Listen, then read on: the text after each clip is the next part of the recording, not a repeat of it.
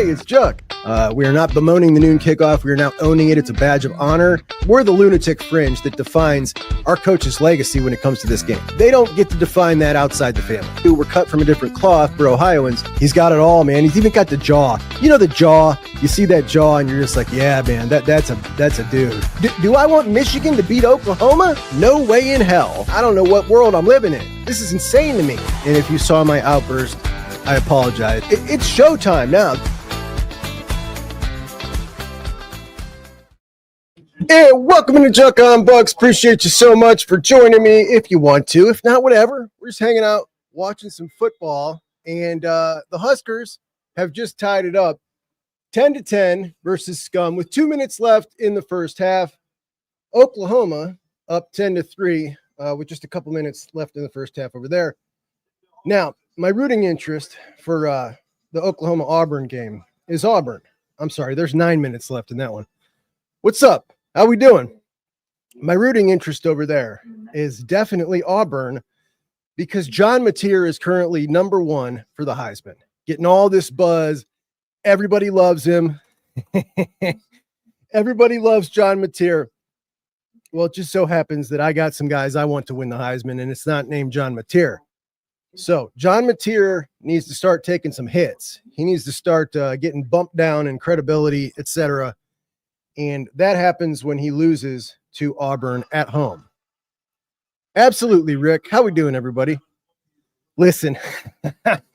All right. So the Clemson game, obviously glorious. I called it the other day that Syracuse always gives them a tough game. The first game, well, the only game I ever went to Clemson, I went down there and I went to watch my son graduated from boot camp, and we planned a Clemson-Syracuse game around it. Game went to overtime. Isn't that Trevor Lawrence's first game? Trevor Lawrence's first game. I got a younger son here, and we went and watched that game. It was awesome. Syracuse took an overtime, almost beat them, and Clemson ended up pulling it out. But they always give them a tough game, and today they have 34-14 in the fourth quarter here, just starting. And this is after Dabo was freaking out this week. We played the press conference. Chris took Clemson. Listen, this was not the week to fade the Juck on Bucks picks because I took Syracuse and I nailed that puppy. Darren is hate watching Clemson and it's beautiful. See, listen, the best part is, like, they're doing it with a backup quarterback, and we got the big delay for the weather, so it's drawing out like 6 hours. 6 hours of misery for Dabster and Clemson and all those fans, and you know they're already on edge. Now this is it. First time since 2004 they started off a season losing 3 of their first 4 games. And there goes Justice Haynes. Justice Haynes up the gut, and he's going to go. Son of a gun, man. Just like that, Michigan scores. They'll be up a touchdown here. Dylan Raiola has not looked great this game, man. I don't know how I feel about this kid.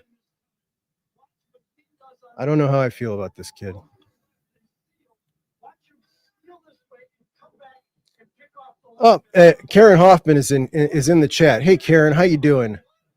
Say hi to my younger son. Karen Hoffman, your Nana wants to say hello there, son. Carmen says hello, Mom. I know. I am. Listen, I'm late. Here's the deal. The reason I'm late is because I wanted to make it to the end of the game. I knew if I started on time that I would get petered out. I've only got about 2 hours in me sitting here talking like this. And if I started early, then I wouldn't be around for the end. And my hope is that we got a climactic finish here at the end of the Nebraska Scum game. And the Huskers going to be down 7 here with less than 2 minutes before halftime. Can Dylan Raiola? They really screwed up. Can he bring them down to the field? They had 2 scoring opportunities early in the game. Went for it on 4th. Screwed up.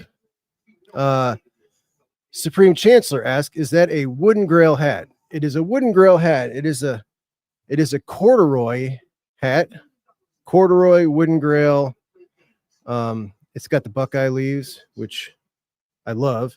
I wanted to get the red one. They got a red one like this, but the red one not in stock. it's sold out because everybody loves it, because it is a sweet look. It's a sweet look, not sweet on me. I don't like the new age where it's kind of high and boxy. I don't think it looks good on my face, which is why I just wanted to throw it around like this, because it looks a little better on my face, I think. I don't know. Maybe I'm wrong. Who knows? Mom, what do you think? Mom thinks it's a sweet hat. All right. Thanks, Mom. How to Darren says Nebraska's offensive line is terrible. I think it's going to lose them the game. You know, they're not great, but Michigan's certainly been bringing the heat. If they can figure out how to burn them, they're going to. Jayshon Barham looks really good on the end. He looks really good on the end, much better than he was as a linebacker. The Michigan fans were trying to tell us all offseason that Barham and Ernest Hausman were the best linebackers in the Big Ten, the best combo. I totally disagree. I think that's clearly the Buckeyes linebackers at this point.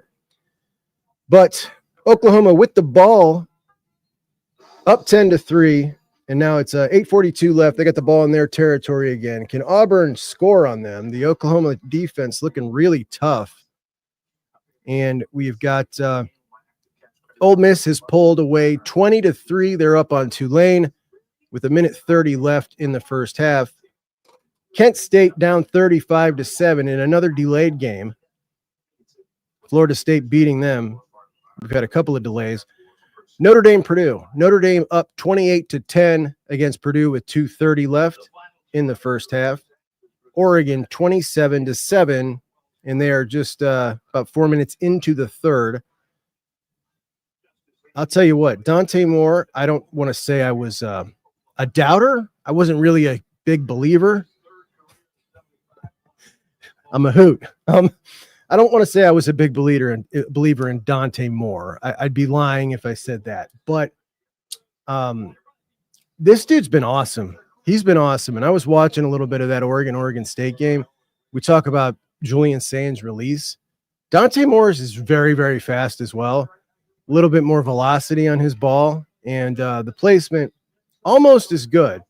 So they got a hell of a weapon. And I think the hilarious thing was, and I read that on yesterday's show, that CBS list of the top 25 quarterbacks, Dante Moore was either not in it or he was like number 24. Julian Sain was not listed in the top 25 quarterbacks. And somebody tweeted earlier today, why is Julian Sain not getting his flowers from the national media? And my theory is the same as why he is, in my opinion, the least anticipated five-star top-tier Ohio State quarterback that has been hyped down the least by the Ohio State fan base. So a lot of doubters, even in the Ohio State fan base, until he took over. And it's because of his stature. It's because he's a smaller guy. That's it. That's the only reason. And he's definitely getting that from the national media as well. Rick says, Dylan is so cringe. Rick. You got to catch that. Incomplete. Ball, Nebraska wide receiver drops a good ball from Dylan. Would we even be able to pretend we liked him if he came here? This is an excellent point, Rick, because I listened to Dylan in an interview last week, and I was sitting here trying to think.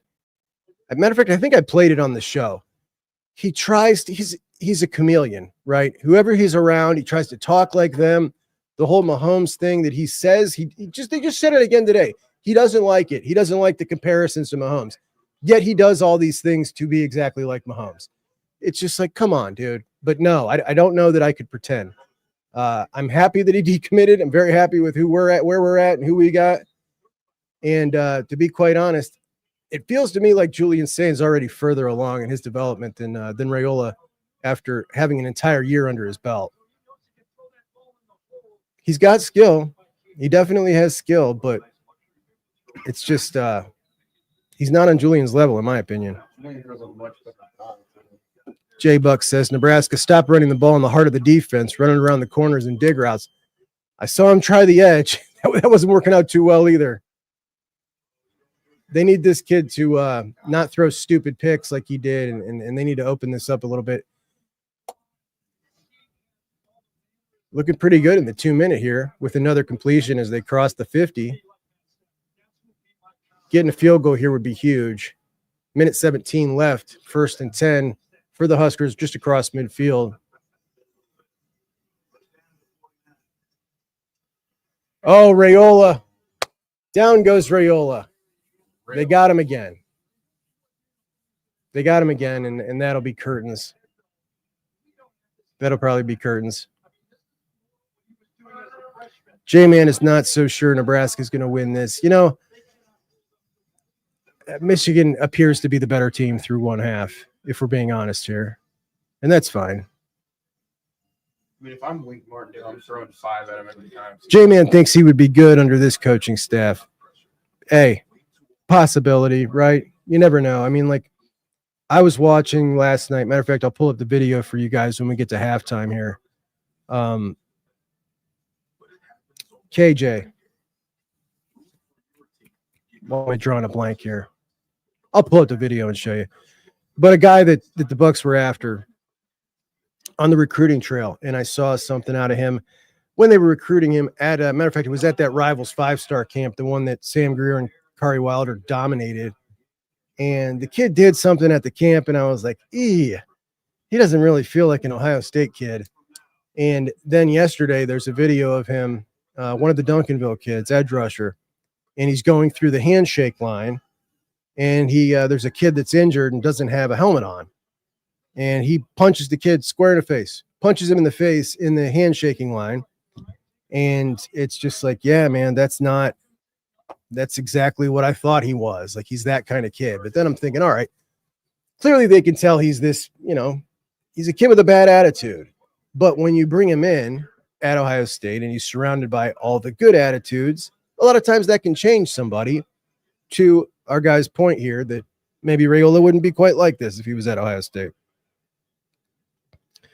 Lance says, in Matt Rule, we do not trust. Oh, no, we suck again. I used to be a fan. I used to be a fan of Matt Rule until he comes to Nebraska, and he's done a couple things that have really pissed me off. Number one, canceled the spring game. When he did, made no mention of the fans who actually come to the spring game. They get like 70,000 people. Didn't care. Whatever. He doesn't want to do it. It's a pain in the butt. So cancels that. Cancels the Tennessee game and tries to pretend it's for seating. They want to have another home game because they're losing out on 20,000 seats during construction while they're making the stadium improvements.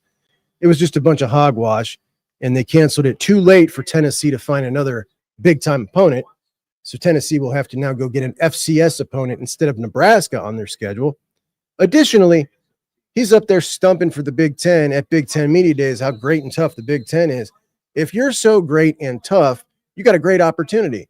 Go take on a SEC opponent in Tennessee, one that people probably perceive as better than you, and go beat them at Tennessee. Instead, you cancel the game. I don't like that. I don't like this mentality that these new age coaches that have come into the Big Ten have. Like him, like Signetti, same deal with him. And that's why I'll be rooting for Brett Bielema in Illinois tonight when we get to the 7 o'clock window. Not only that, Adam, what's up, brother?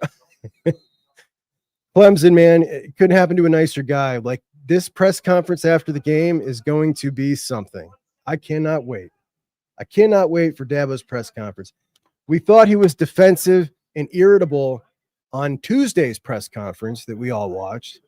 What's going to happen now? I wonder if I have Tuesday's press conference handy for those that didn't see that. It was glorious, man. It was glorious. The dude is so worked up. And the thing is, nobody even asked him a question to set him off. He went into the press conference wanting to say all these things. Nobody asked him anything. Somebody asked him a question. It wasn't a criticism or anything. And he just used that question as a start to go off on his tangent. And his tangent was basically, if they don't want me here, they can go back to losing. They can go back to losing. All we've done is win. Keeps talking about what he used to do in the past. Win the conference, go to the playoffs, go to the national championship game. Like, you used to do that. But the modern day Clemson is not getting that done. They're just not. If they want me gone, if they tired of winning, they can send me on their way because that's all we've done is win. Touchdown, Nebraska Cornhuskers. Hail Mary. On a bomb into the end zone with no time left in the first half. They're going to tie it up. You got to be kidding me. Wow. This makes up for the 4th and 2 that they lost early on. And Raiola just chucks this up.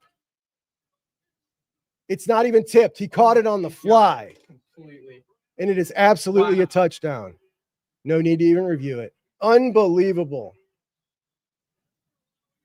And he Touchdown. Clear, plain as day. Ooh, that hurts if you are a Michigan fan. That is a knife. And they're just loaded up all around him. That's a shame. That is a shame. In our other highlight game, still 10-3, 5 minutes left. Oklahoma has the ball back again, deep in their own territory. And Auburn's offense, though I'm not paying a ton of attention to this game, cannot seem to get it going at all.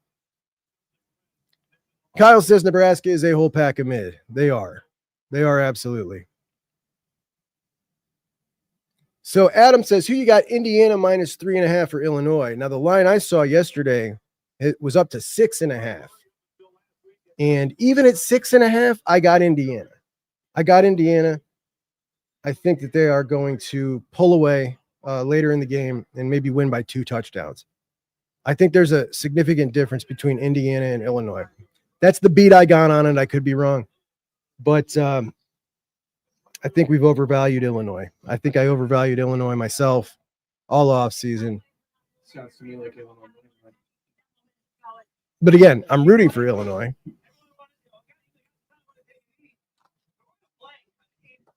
GBR. Look at Emily's even got the Nebraska stuff down. Good job, Emily. Dago says, great throw, Ravioli. Evan thinks Jackson Arnold is terrible.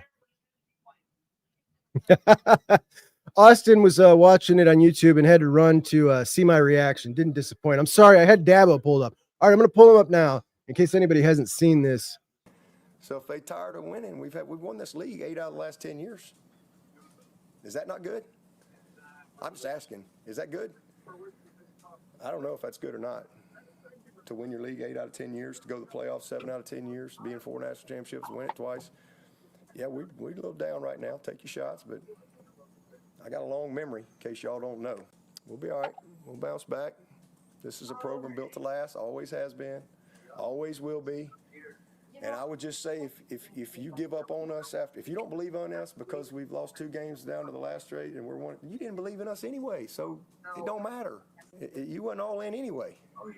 If you're all in, you burn the ships, man. There ain't no exit strategy. Like, you're freaking all in. And hey, listen, I mean, if Clemson's tired of winning, they send me on my way, but I'm going to go somewhere else and coach. I ain't going to the beach. Hell, I'm 55. I got a long way to go. Y'all going to have to deal with me for a while. Got a long way to go. I'm just getting going. I'm just now good enough to be a head coach. Sad, man. Sad what has happened to this guy who was by far and away, for a large chunk of time, the number 2 coach in football, right? The number 2 coach in football refuses to evolve. And there we go. Juck, does need to know you're on TV with a backwards hat on. In the TikTok world, guys wear backwards hats to be more attractive. It's a TikTok trend. Well, you could tell them it's a trend that my generation started when we were about 14 years old. So sometimes we take it back. Sometimes we just take things back.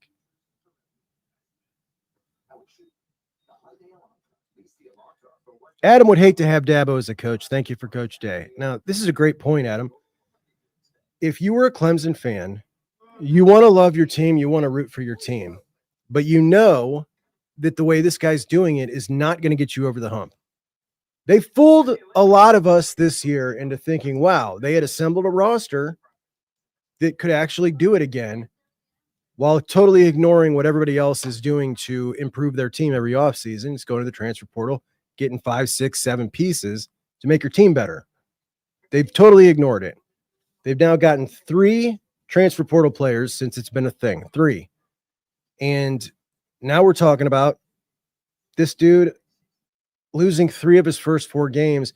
And it's like, yeah, he's saying you're all in, you burn the boats. It's like, I want to support you if you're my head coach. You've won us national championships. You've been great. I want to support you. But it's this right here, this thing that you are refusing to do, that is literally capping the ceiling of what the program can be now. You're capping the ceiling artificially because of your stubbornness, because of some perceived, I don't know if he thinks it's a negative thing, or I don't know what it is. He tries to pretend it's not a thing, but it clearly is. This is also the same guy who has said, though he denies it, he has said when they start paying the players, he's out of college football. It's just a disaster. No, I got a neighbor that's a Nebraska fan. He's a little bit smaller than me, but this isn't the first time I've worn his shirt. I've worn this shirt on Juck on Bucks from him. I forget what the first time was that I was like, hey, let me get one of your Nebraska shirts for a bit. It's a comfy shirt. It's a tri blend. Juck, throw up those guns again. Damn, not trying to be weird. I told you it's a little bit small. It's a little bit small.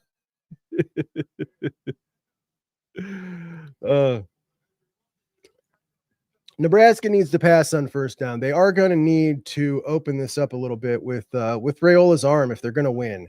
They're going to have to trust him, and I know that's tough to do.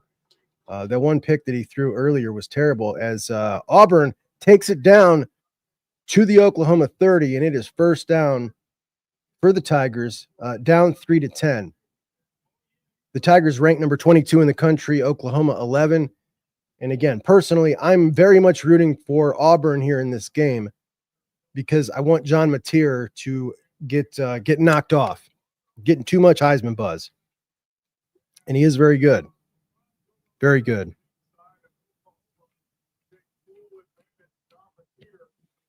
MCU Drew, what's up, brother? What an end to a half indeed.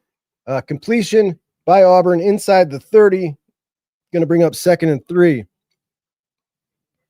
Andrew says, so what's the deal with Klubnik? He was supposed to be a top-tier quarterback. He's looked pedestrian as heck. Remember his first couple of years, he was pedestrian. Last year, it's like, oh, wow, he's rounded the corner, and he's a really good quarterback now. Maybe he just had a season that he played out of his mind where things came together right. Maybe this is actually who he is. What do you think? I tweeted about this earlier, Evan. It was his thoughts on the Fickell situation at Wisconsin. Could he get fired this year?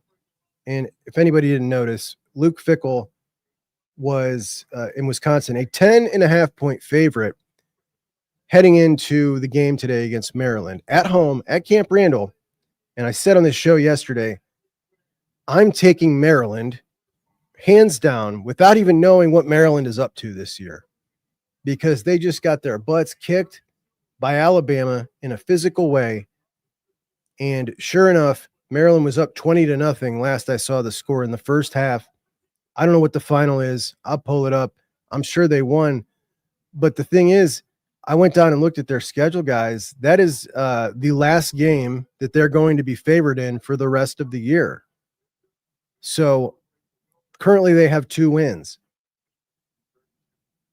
2 wins. Let's say they win 1 or 2 more games. I mean, I think their ceiling is 4 wins in year 3 with Luke Fickell. And if you told me that back when they hired him, I never would have believed you. I never would have believed you because I thought it was a great hire. Like, honestly, didn't you guys think that was a great hire? What could be more perfect for Wisconsin than Luke Fickell?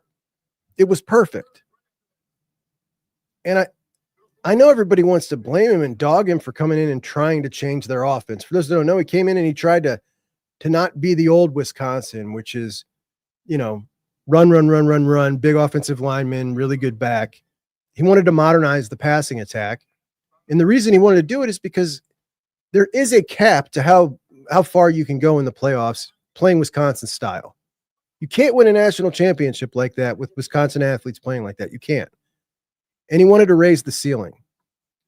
Obviously, it didn't work, and a lot of people bash him for this. I kind of appreciate that he had his eyes set on, we don't need to be this 10-2 Wisconsin. We can be higher. We can be better. We can be a team that can potentially win a national championship if things go right and they let me spend an NIL. And to do that, we have to have an offense that's modernized. So I don't blame him. He didn't execute it well. Phil Longo wasn't the right guy. And then they tear it down, and now they're back to square one. And then he says this offseason, like, I didn't have enough big bodies. I had to go get more 300-pounders. They had maybe one 300-pounder on the entire roster. Now they got 9, he said. So that was a failure in roster development for his first 2 years, that they only had one 300-pounder. But I'm astonished at how this has gone for Fickell. I really am. And in the offseason, they gave him an extension. Now, apparently this is something that they do with all their coaches or something, I read. But giving him an extension in the final score, 27-10, they lost to Maryland. 27-10 as a 10-point favorite. And they were terrible. Their quarterback was 14 for 22 with 1 pick. Their stud running back, 14 carries for 52 yards. Unbelievable. Wow, they actually got 21 first downs to Maryland's 13. That should have been a little bit of a better result. 3 for 17 on third down. They destroyed Maryland in time of possession, 37 to 22 minutes. Maryland had more penalties. This actually looks pretty even with the stats. Wisconsin just had 1 turnover, but lost by 17. And their schedule for the rest of the year, now they are 2-2. They've lost 2 straight to Alabama and Maryland. They've got Michigan, Iowa, Ohio State, Oregon, Washington, Indiana, Illinois, Minnesota. They're going to be huge dogs against Michigan, Ohio State, Oregon, Indiana, Illinois. So scrap those. They're not coming close, which means Iowa, I don't see it. Washington, I don't see it. And Minnesota, at Minnesota, a rivalry game to end the year. This dude might finish with 2 wins. And what we've seen out of Wisconsin is amazing. And remember, when we go back to the 10-team playoff era, everybody thinks Penn State would have been the program that would have benefited the 4-team playoff era, the 10 years of it. Everybody thinks Penn State would have been the program that benefited from it most. It would have actually been Wisconsin. Wisconsin had more wins in that era, that 10-year clip, than Penn State did. The most of any other program in the country that didn't make the playoffs. So of all the programs that did not make the playoffs in that 10-year period, Wisconsin was the number 1 program out of all of them. The most wins. And now look where they're at now. They're terrible under our guy Fick. Never would have guessed it, man. Never would have guessed it. Paulie, I'm with you. If you're not throwing picks, you're not taking enough chances. And it's clear that they're going to need to here. They're not going to run their way out of this with Michigan. Raiola, 14 for 20 at the half. Bryce Underwood, 5 for 8, which is 41 passing yards. Now, I heard they were going to unleash Bryce Underwood. Curious to know, what are his stats at the half?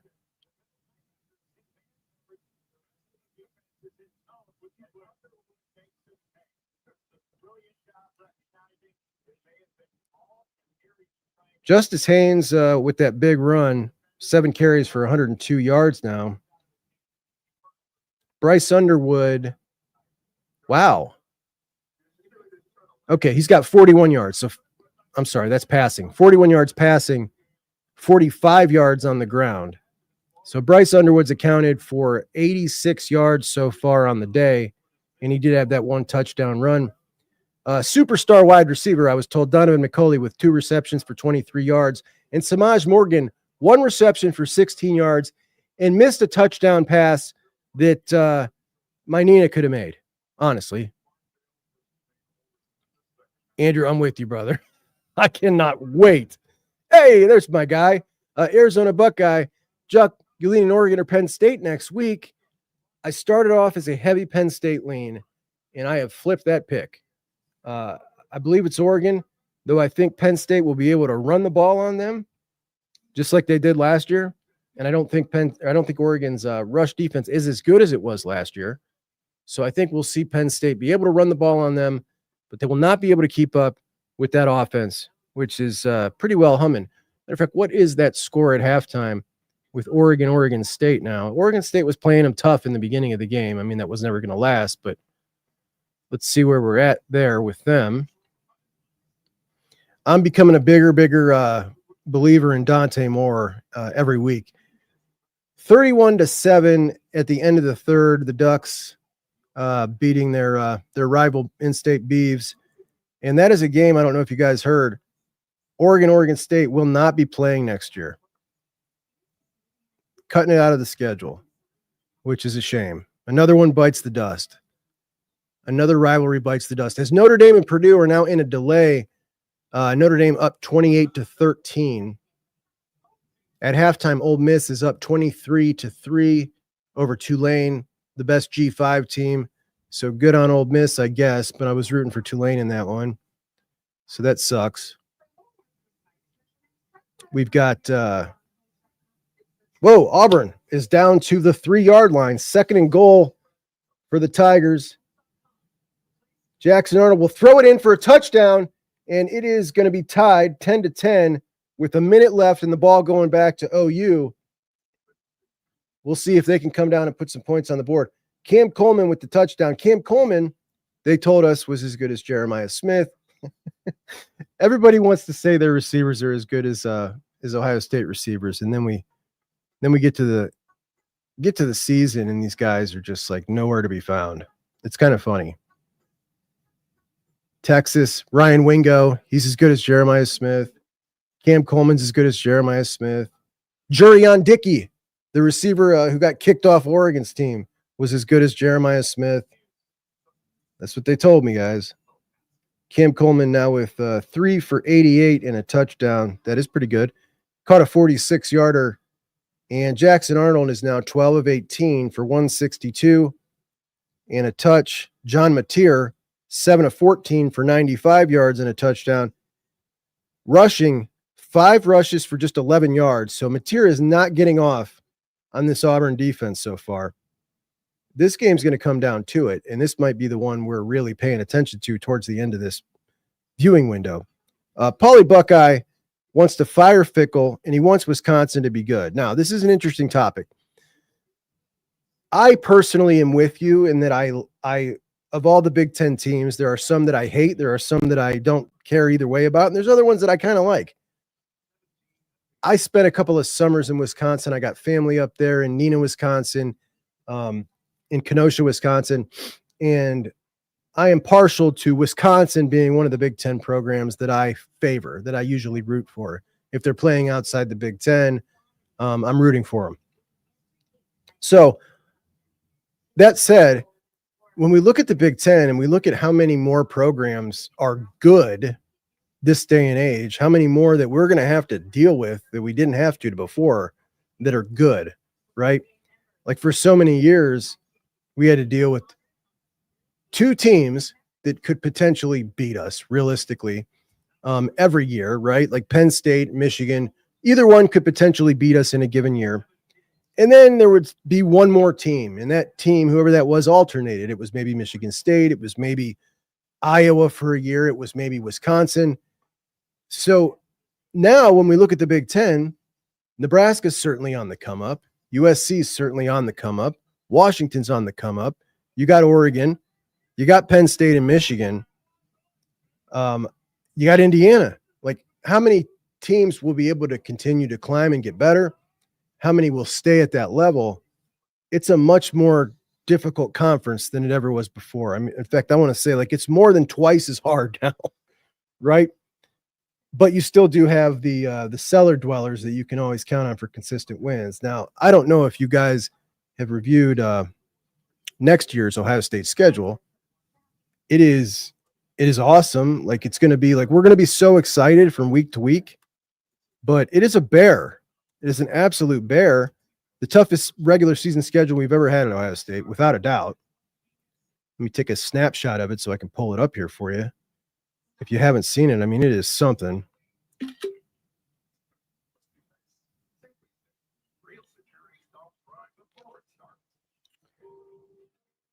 Here is Ohio State's schedule next year. Start off with Ball State, then we're at Texas, right? So the one blue blood right there. Then you got Kent State. Then you're at Indiana. Okay. It's going to be another tough one. Then you're at Iowa. These aren't in order, I don't think.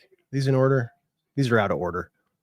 Yeah, these are out of order. So it's just telling us who's home and away. So forget that. We think the first three are in the proper order. Ball State, Texas, Kent State. But big time games, ones that we're going to be amped up for, we obviously got the game. We've got Indiana. We've got Nebraska. And we've got Oregon. So add into that Illinois. Add into that Indiana. Like these are tough games. This is a tough schedule. And we're talking of the 8 historical blue bloods. You've got Texas, Nebraska, Michigan. Am I hiding something underneath my screen? Let me pull that thing off. Oh, and USC. We got USC. Okay. Now that even makes it a little bit of a different story there. Let me pull off this comment here. I'm sorry, guys. I really need a producer. Okay. So we've got 4 of the 8 historical blue bloods on the schedule next year with Texas, USC, Michigan, and Nebraska. All of them are on the up. Every single one of them is on the up. Then we've got Oregon, who is a consistent top 5 program now. That's 5 big-time opponents. Then we've got Indiana. That's 6 big-time opponents. 6 big-time opponents. And who knows where Illinois is going to be? Are they going to remain good? Right? But as we go through this schedule, we're talking every other week. It's going to be like, we got a big game to get up for. When we look at this year's schedule, after the Penn State game, we've got duds for a little while before the game. We had total duds. It's going to be like a 3-week period where we're just talking about the playoffs, which is kind of obnoxious. But if you haven't really thought about the end of the year this year, after Penn State, so let's just go through it. We've got, after the Washington game, Minnesota, then at Illinois, then at Wisconsin. Then we got the second bye week before Penn State.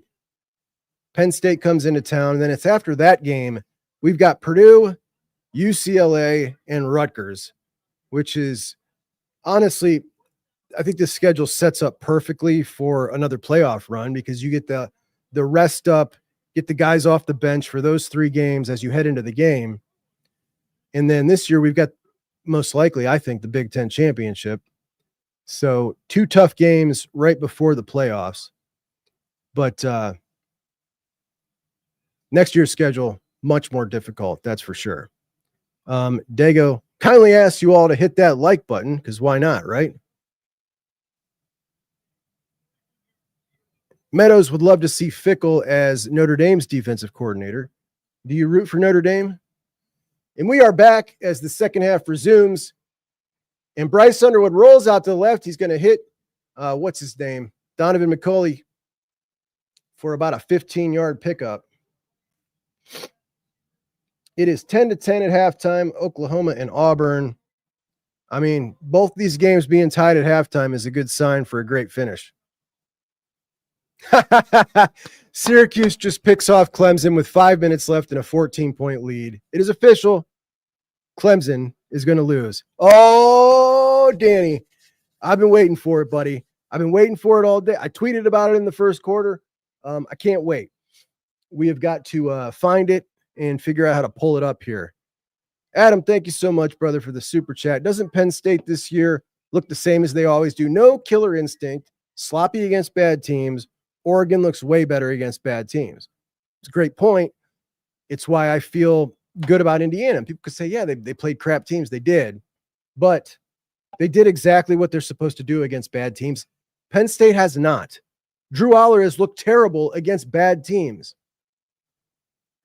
I'm surprised. I know a lot of you guys aren't. I am surprised. I thought that this would be the year we would see this kid take the turn the corner. He's got good targets now. He's got several of them, not just one. And it's not happened thus far. So we're expecting that all of a sudden he's going to play Oregon and now he's going to turn it on. I don't think so. I don't think so. I'm no longer giving him the benefit of the doubt. And I know a lot of you thought I was crazy for doing that in the first place. I agree. But, you know, like I said, I've always had a soft spot for him, for Aller.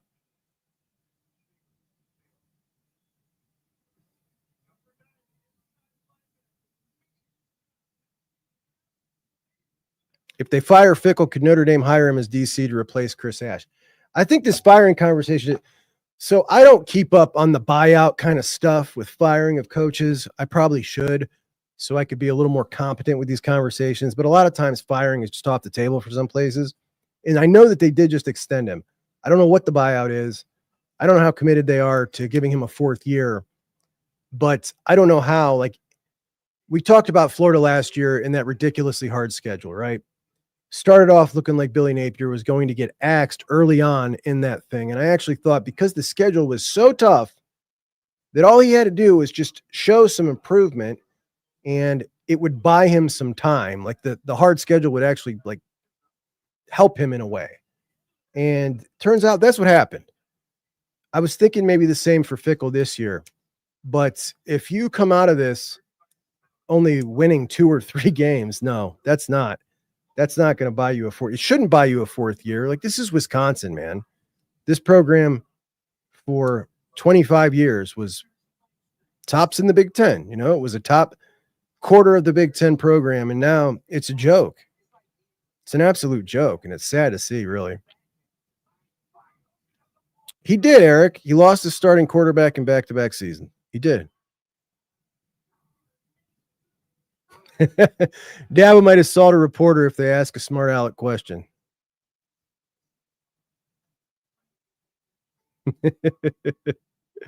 Raiola looks like a 2.5 star. Definitely not a 5 star. 5 star pretty boy. I want to be pretty boy.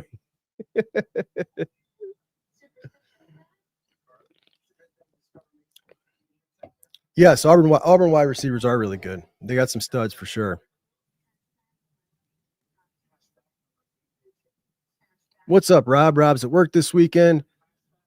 Have been since May, pretty much. Kind of just live here. Just wanted to say hi. Appreciate it, buddy.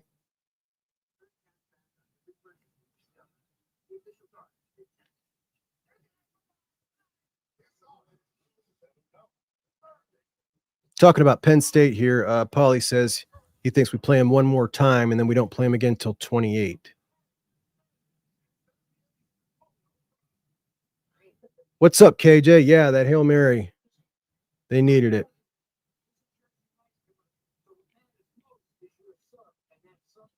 Chris thinks Auburn gets the dub. Adam Baum, what's up, buddy?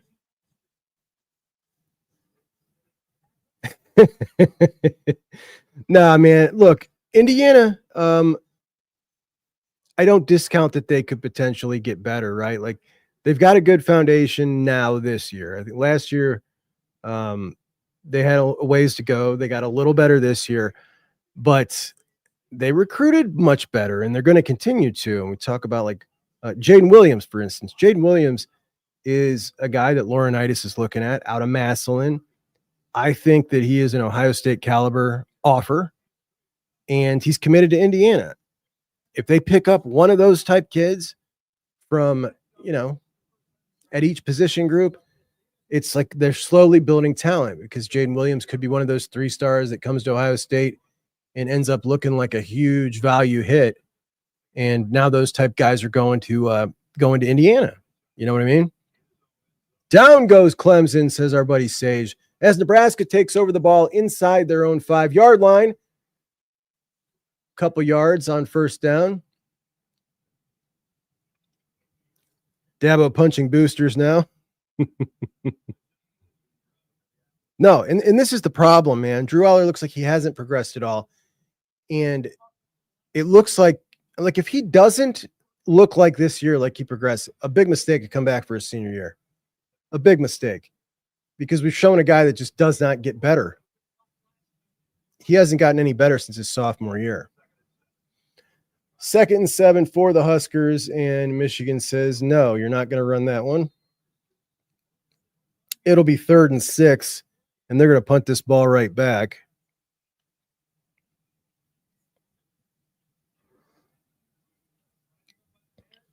If the Fighting Dabos and the Cheaters up north lose today, it's going to complete my man Eddie's weekend. Absolutely.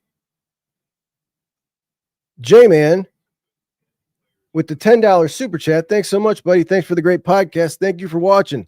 Appreciate it, buddy. Here we go. White Leghorn says Indiana has a nice tight end commit from Lakota East in Cincinnati.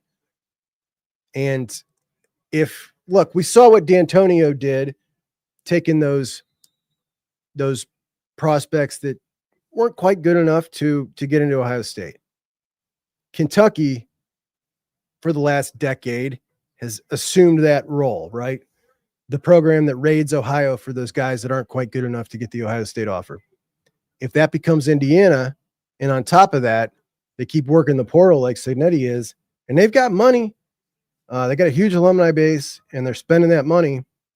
They're spending a ton of money on Signetti. It actually could be a consistent winning program, but no, nothing to be scared about. 1-3 to start the season is the worst start in Dabo's career at Clemson. Hell yes, go Bucks. Couldn't happen to a nicer guy. Have to thank Dabo because of the downfall parlay of Maryland and Syracuse worked out. You had Maryland and Syracuse? Nice.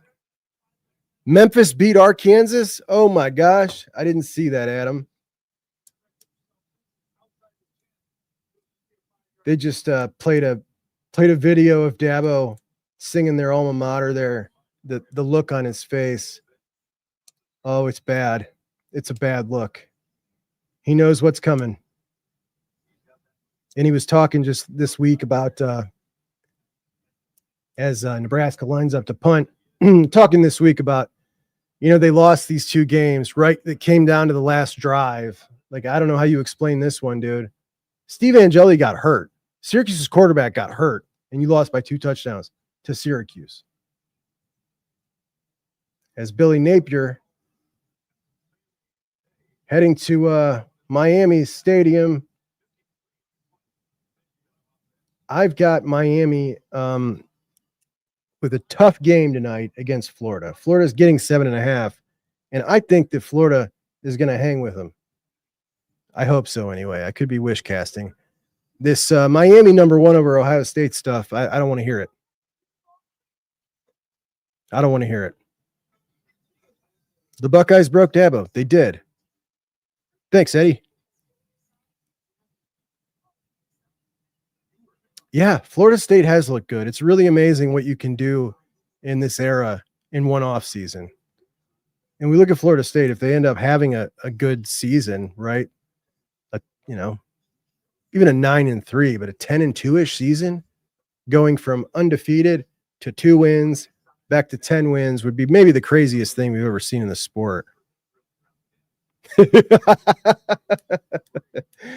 Oh, poor Billy, man. The guy is such a bonehead that I almost feel bad for him, right? Like, he's just he just seems like so like harmless and just kind of dumb. You almost feel bad for him, but at the same time, I get this irritation at how people have been trying to pump up Florida since he's been there, like they were some good program. Adam's got all Canes tonight. Go Canes. You're even rooting for the Canes? They're going to start taking some of our number 1 votes. Adam, what do you got to say about that? UCF, UCF 20-3 over the Fighting Belichicks at halftime. Scott Frost is beating Bill Belichick. Dewan Hood, thank you so much for the super chat, buddy. Fran Brown coached a great game against Clemson. OH, IO. I love it, man. I love Fran Brown. Honestly, if Ryan Day had gotten fired, right? Great that they did it. But if that had happened, I would have loved if they interviewed Fran Brown. Because he's going to get a big time job and he's going to be really, really good in a big time job. Rick can't wait for the Dabo post game crash out. So last week it didn't happen in his post game. It happened. So Ryan Day gives his weekly press conference every Tuesday. And it was that one. It was that second one where he had time to think about it, get his words together, get him just right, how he was going to grease everybody as Michigan takes over. And they will get about 7.5 on first down up the gut with Justice Haynes, who's looked really good this year. He comes up with a little limp. Looks like he's fine. Under 10 minutes left in the third here. This is a big possession for the Nebraska defense. Their offense has not helped them any. Looks like they are coming on second down.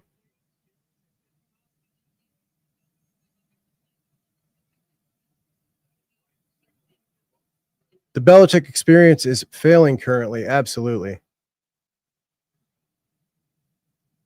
Oh, incomplete. Emily says, Juck, when do you get to ask questions at the presser? Like I could, right? Like I could put my hand up right now. I just feel like it's best if I just kind of observe, right, this season, watch the process. And so in those there's maybe 12 questions that get called on. There's a lot more people than 12 that want to ask questions. And I just almost feel like I'm kind of right now in an internship phase where I should keep my mouth shut and observe and take it all in before I start like asserting myself. Just kind of the vibe I get. You know what I mean? Like I don't want to step on anybody's toes. I want to see the order of things.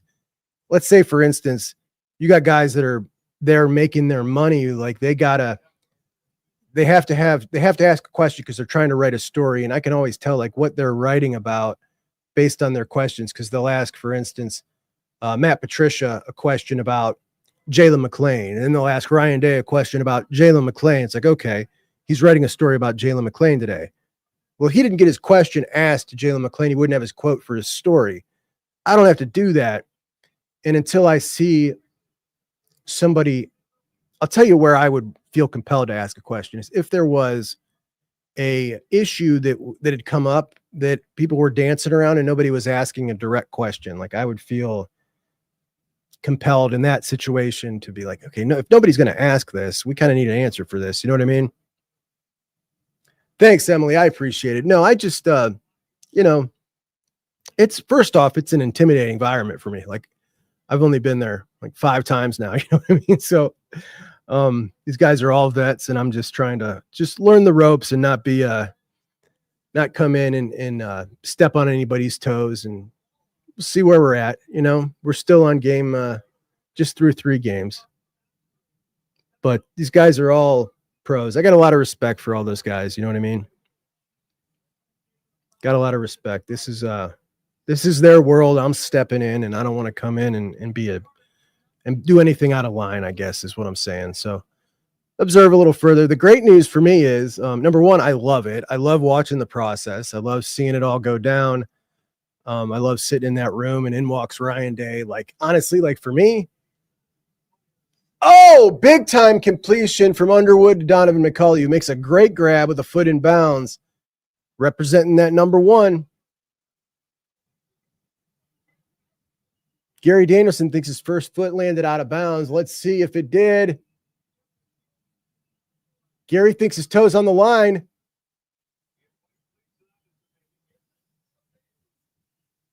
Oh, it is so close. It's like maybe it was, or maybe it just pushed the green that direction.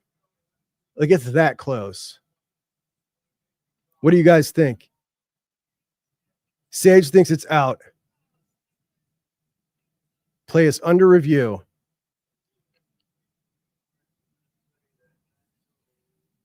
So being able to go to this press conference, like last week, for instance, we had Hartline and Patricia and Day.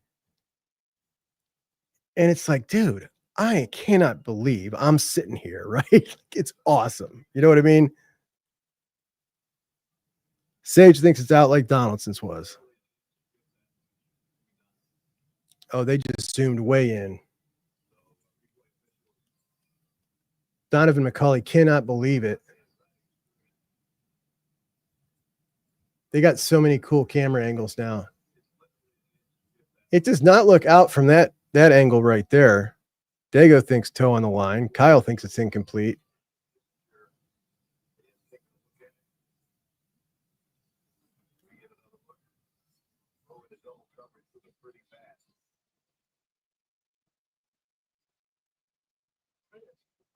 It looks like it's like rubbing up against it. Honestly, like it's rubbing it. Is it over? Nah, it's over. Okay. That second when they let that play. Oh, okay. All right. I'm with you guys. That's out. Call upheld. My iPad, for some reason, is further ahead than my TV.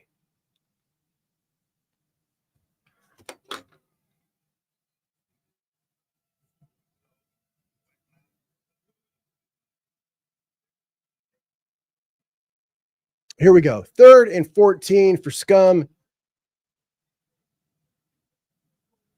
Just inside the 40.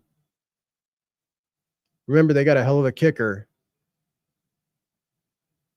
Did not play a hell of a game at Oklahoma this year, but a really good kicker.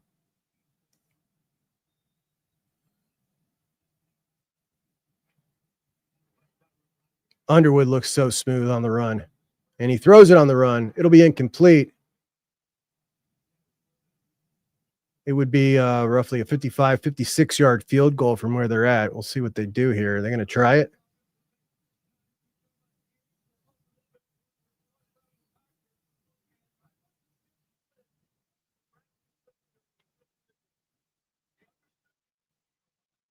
Dago's girl works at UCF. They're going crazy. They are gonna try it. Here we go. Dominic Zapata comes in for a long one. 56 yards officially. It looks true.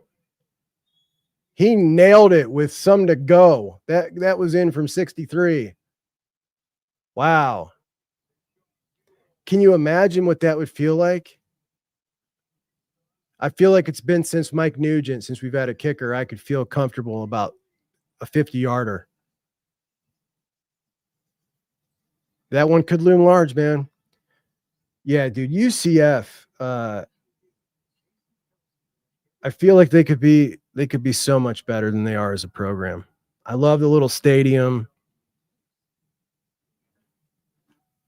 Andrew's talking about Missouri and South Carolina, and Missouri with Bo Perbula, surprisingly. I did not think this was going to be a big deal. Perbula has looked great so far. Lenora Sellers is going to play tonight, I heard. I think that man, it is a tough one. What is the line on that one, actually? I wasn't paying it much attention because of the Lenora Sellers status. Buck Nato's got the better Penn State quarterback, Bo Perbula. That's a tough name to say, isn't it, though? Bo Perbula. Okay, what do we got here as far as the line with South Carolina and Mizzouski?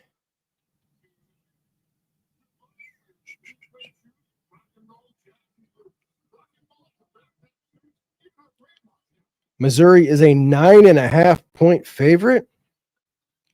That's a lot of points, man. That is a lot of points. Dago wants the real Sellers to please stand up. I love watching Sellers, so definitely a game that I'm excited about. Missouri been on fire so far, and last year they won a lot of games because they had a really weak schedule and they weren't that good. This year it seems like they're pretty damn good.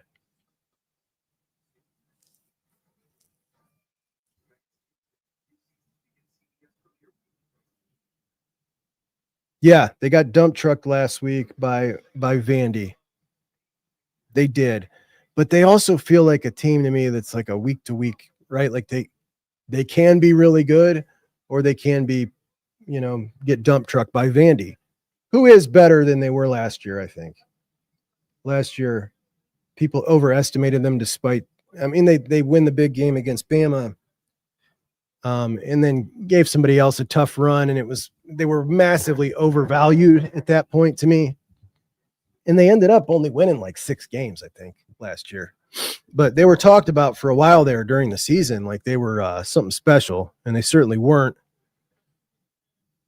Is he the backup for Sellers, or is he the third stringer? I think he might be the third stringer.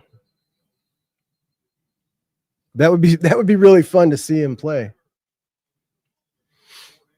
Rooting for him, man. Rooting for Aaron Noland. Hope he has a good career down there. Certainly we'll keep tabs on it.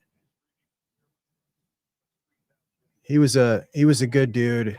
His dad was a good dude. Remember, I talked to his dad. I had his dad on the show, actually. I forgot all about that. When he was rumored to be transferring, and it was at the time a bunch of nonsense. Of course, he did end up transferring, but it was nonsense at the time. And Dad was a good dude, a coach, really solid, which is why it was so surprising that Air came in so unprepared and was so bad at first.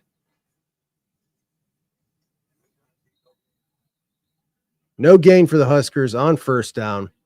Yeah, Air came in not ready at all. He was late constantly. He was not ready for college at the time. And then he got homesick. Like, that was all true. Little Boy Gaming says Sellers gives me Lamar Jackson vibes. Nothing has ever surprised me more than how good Lamar. Damn it! Raiola gets sacked. That's a drive killer on 2nd and 10. Nothing has ever surprised me more than Lamar Jackson becoming as good as he did in the NFL. Like, talk about a guy that's just improved. Amazing. Like, his first couple of years, I remember people saying, like, this guy can't hit the broadside of a barn. And now he's just awesome at everything. But again, I don't follow the NFL so much as I used to anymore. Yeah, I'm with you, Bucknator. That is a big number. Unpredictable team. Raiola on 3rd. He'll throw to his check down, an errant pass. This guy sucks, man. He just sucks. The Michigan defense is pretty good this year.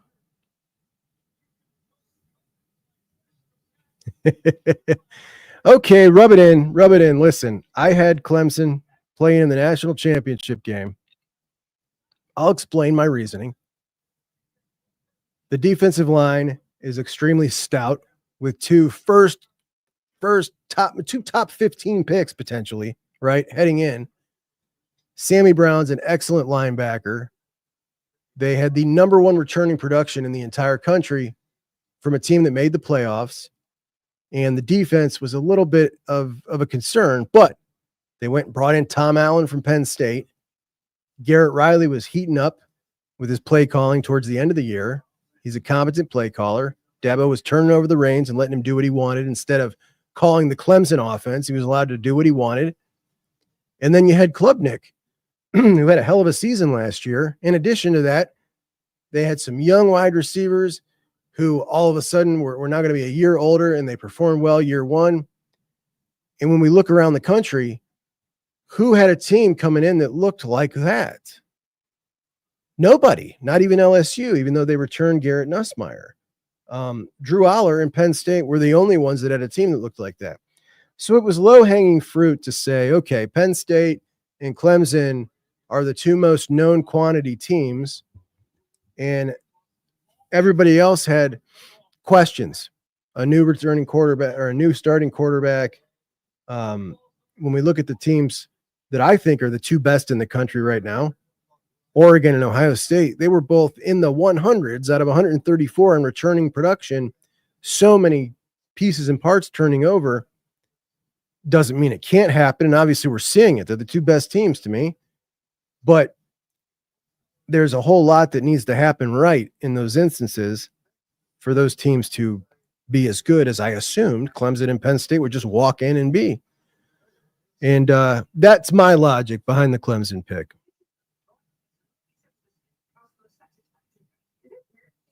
Yeah, definitely. Definitely. That's a good family.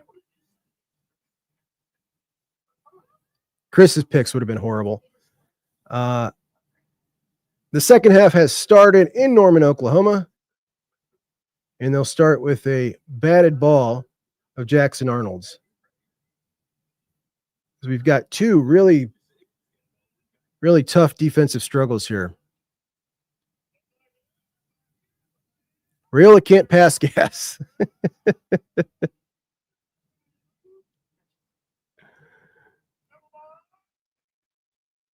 Billy, what's up, buddy? You had a nice Civil War today there, up there in Eugene.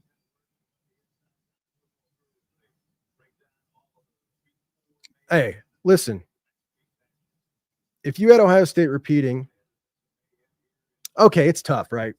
It's tough when you're a fan of a program who wins a national championship and you like, I get that. What I want to know is how skewed were you by your homerism? You know what I mean? Like a lot of Ohio State fans had Ohio State repeating. I try to be as objective as I can. I'm not saying you weren't, but when I hear an Ohio State fan say I had Ohio State repeating, it's like, I know, but you're a Buckeye fan. You know what I mean? But honestly, objectively, I thought it was odd how few people I heard predict Ohio State to repeat, even though they did replace both coordinators and stuff. Like there's something about championship DNA. Like how many times do we watch Nick Saban do it? And yeah, that's Nick Saban and that's Ryan Day. But when you got it, you got it. And Ryan Day's got it now. Paulie Buckeye prefers Tim Allen to Tom Allen. Michigan with a big first down, and there goes Jordan Marshall, the Ohioan, and he will bust it loose for a touchdown. Michigan will go back up by 10. Son of a gun.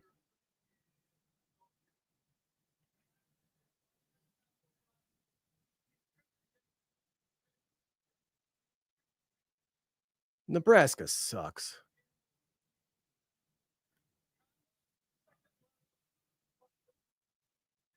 Just about the easiest peasiest run Marshall ever could have made. And Tony Alfraud, the camera spans to Tony Alfraud on the sideline, patting Jordan Marshall on the head. Tony Alfraud, who screwed up the recruitment of Jordan Marshall. My man Dago making some taco meat. That sounds good. Billy said the Ducks look sluggish again. Need to shake it off by next week. Yeah, no doubt.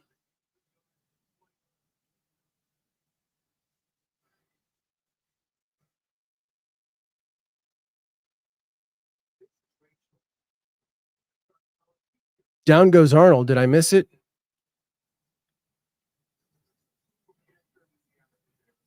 Okay. All right. I trust you. Montana says he was very objective. Watching them practice and getting Matt P is what pushed him over the edge for his Buckeye pick.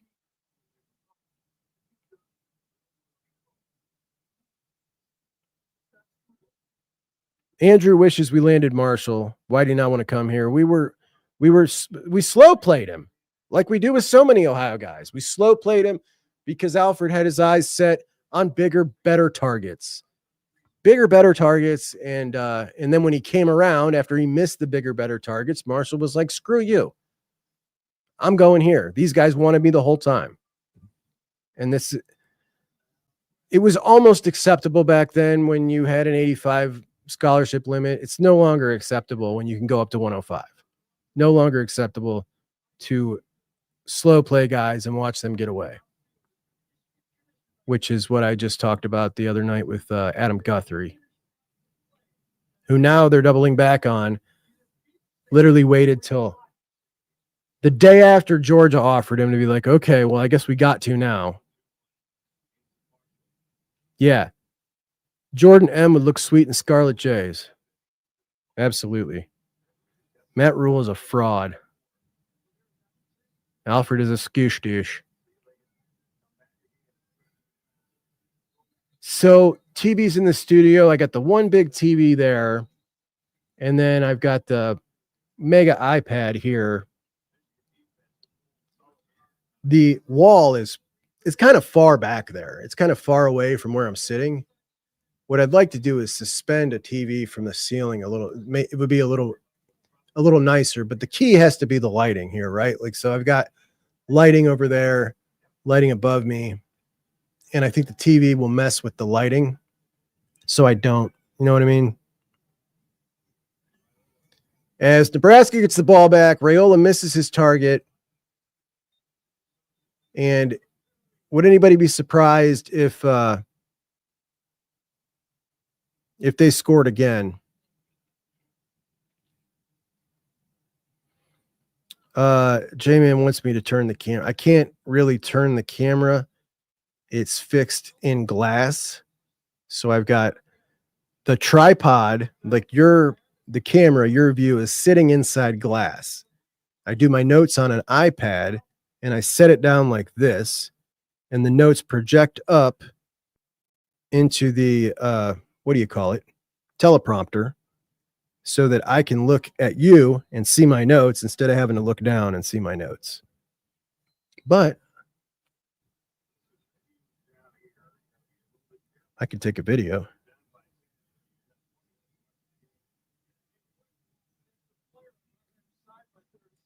Third down for the Sooners.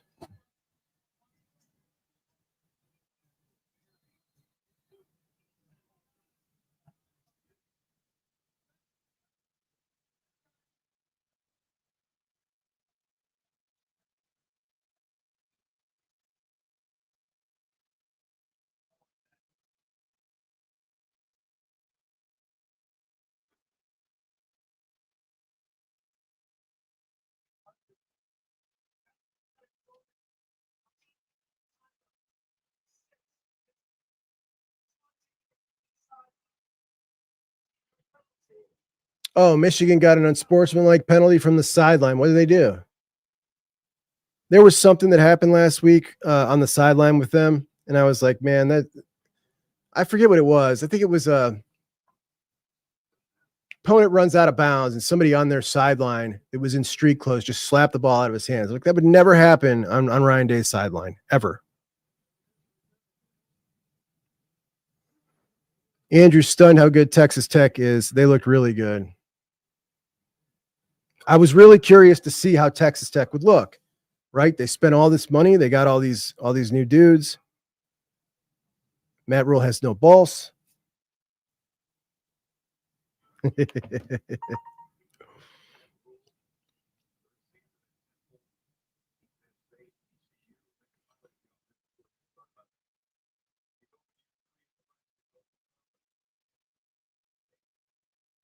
There we go. Number 44 for Nebraska.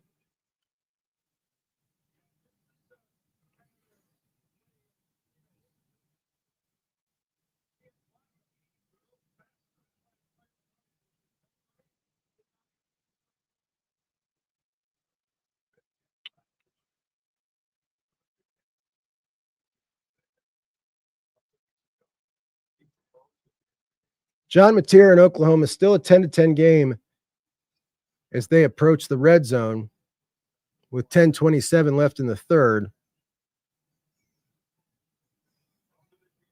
I've got, did you guys hear Ross Bjork was stumping again for a 2018 playoff the other day?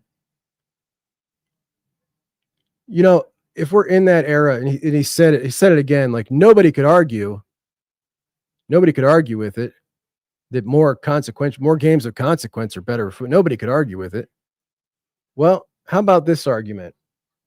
Instead of 2 mulligans, every team called Oklahoma or Auburn or Ohio State or Michigan with a brand name now gets 3 mulligans, which means they can lose 3 games. How many games do these teams enter every season where they could potentially lose?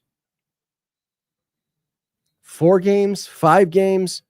So of the games that you can lose, you can have a losing record in those games and make the playoffs, which is why it is a horrific idea to go to 28 teams, and teams 15 through 25 or 28 have no chance to win.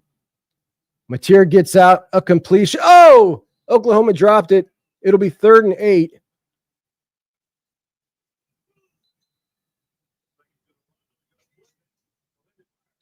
Nebraska moving the ball. They are down inside the 30-yard line now. Relying on big number 44, the white fullback. Or is he a tight end? I don't know. He's a big one. Moving the ball down the field for him.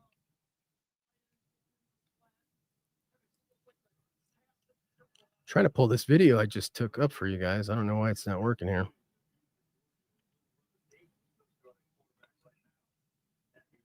Kid from Beaufort, Georgia. I watched last night, guys, a video. Oh, Nebraska. Ooh, he took a lick. But Nebraska with a first down inside the 15.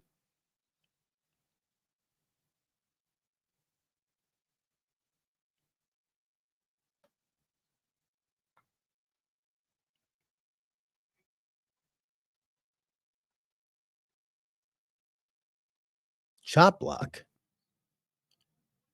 Gary said they're looking at a chop block.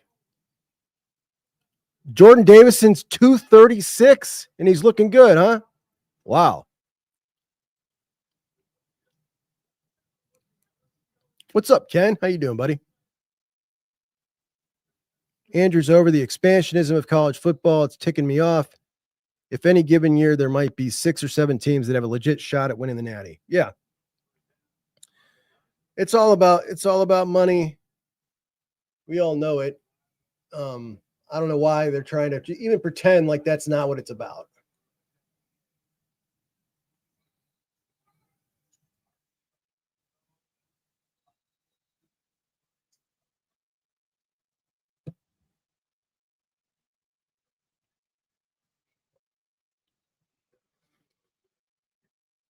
But Ross Bjork was, he said some other stuff. Matter of fact, I'm going to do a segment on the show about it. He talked about 2012 and the wins, and it's at least it's worth a conversation, which I've got a pretty unpopular opinion about.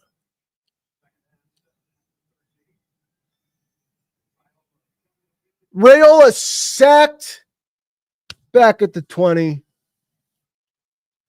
Eric says, having our athletic director asking for a 2018 playoff is embarrassing. How is this beneficial for Ohio State? It's beneficial for short term, the TV contract, when they go to re-up it or when they add the more games. It's more money. It's more money for the Big Ten, more money for Ohio State.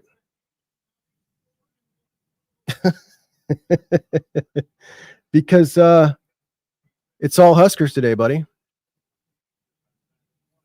And my neighbor's a Husker fan.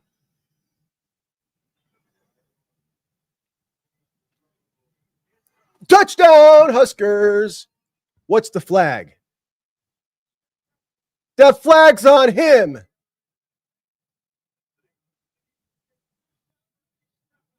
Patrick Mahomes was, oh, he's so mad. Andrew, absolutely. Absolutely.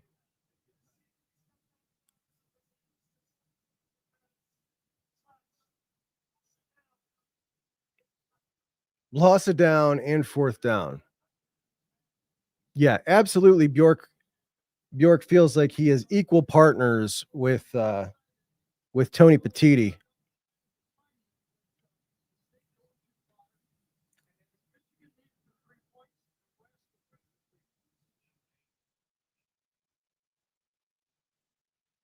The awareness of a brick of cheese. That's a good one, buddy. I mean, he was way out.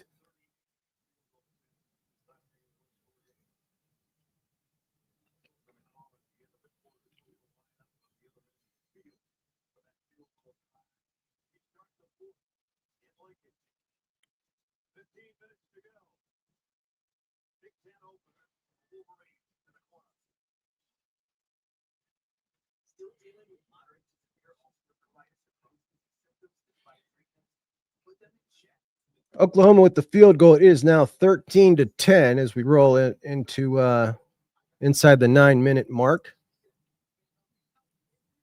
My younger son's at homecoming today.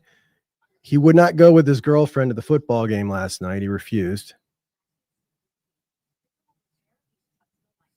She came back home afterwards and said, Rocco doesn't like me anymore. I tried to tell him, guys, you got to do things like that for your girl. He said, no, I'm not doing it.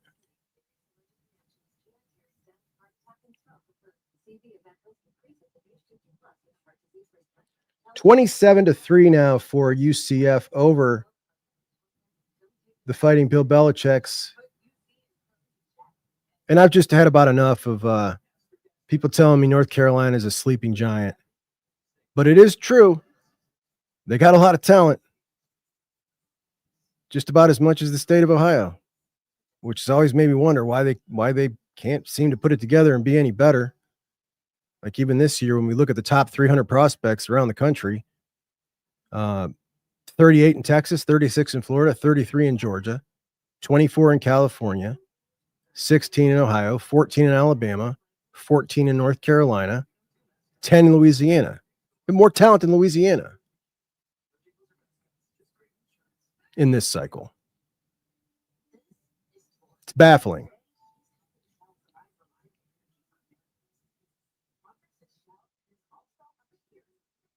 Dude, I'm so mad at JP. I am so mad at JP. Billy asked, how do I feel about Josh Pate ranking Miami above us? I'll show you why I'm so mad at JP. It's more than that. Let me pull something up here for you if you guys haven't seen this crap. Or did I not even record it? I was so disgusted. Yeah, maybe I didn't record it.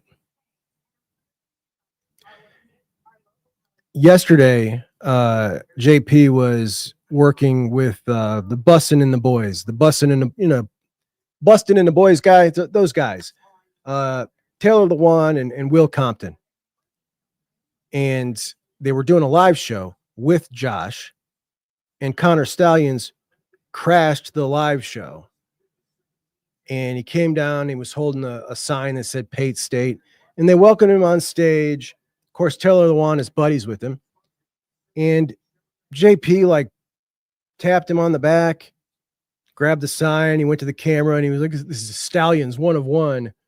And he was like, all right, it's just cool. We're just literally the same thing that I absolutely shredded JD Pickle for. I did a whole episode just totally trashing JD Pickle and saying, how can you profess that you are a college football fan and you love the game, right? You love and respect the game of college football, and it means more to you than, just this or that, and you love it in a deep way.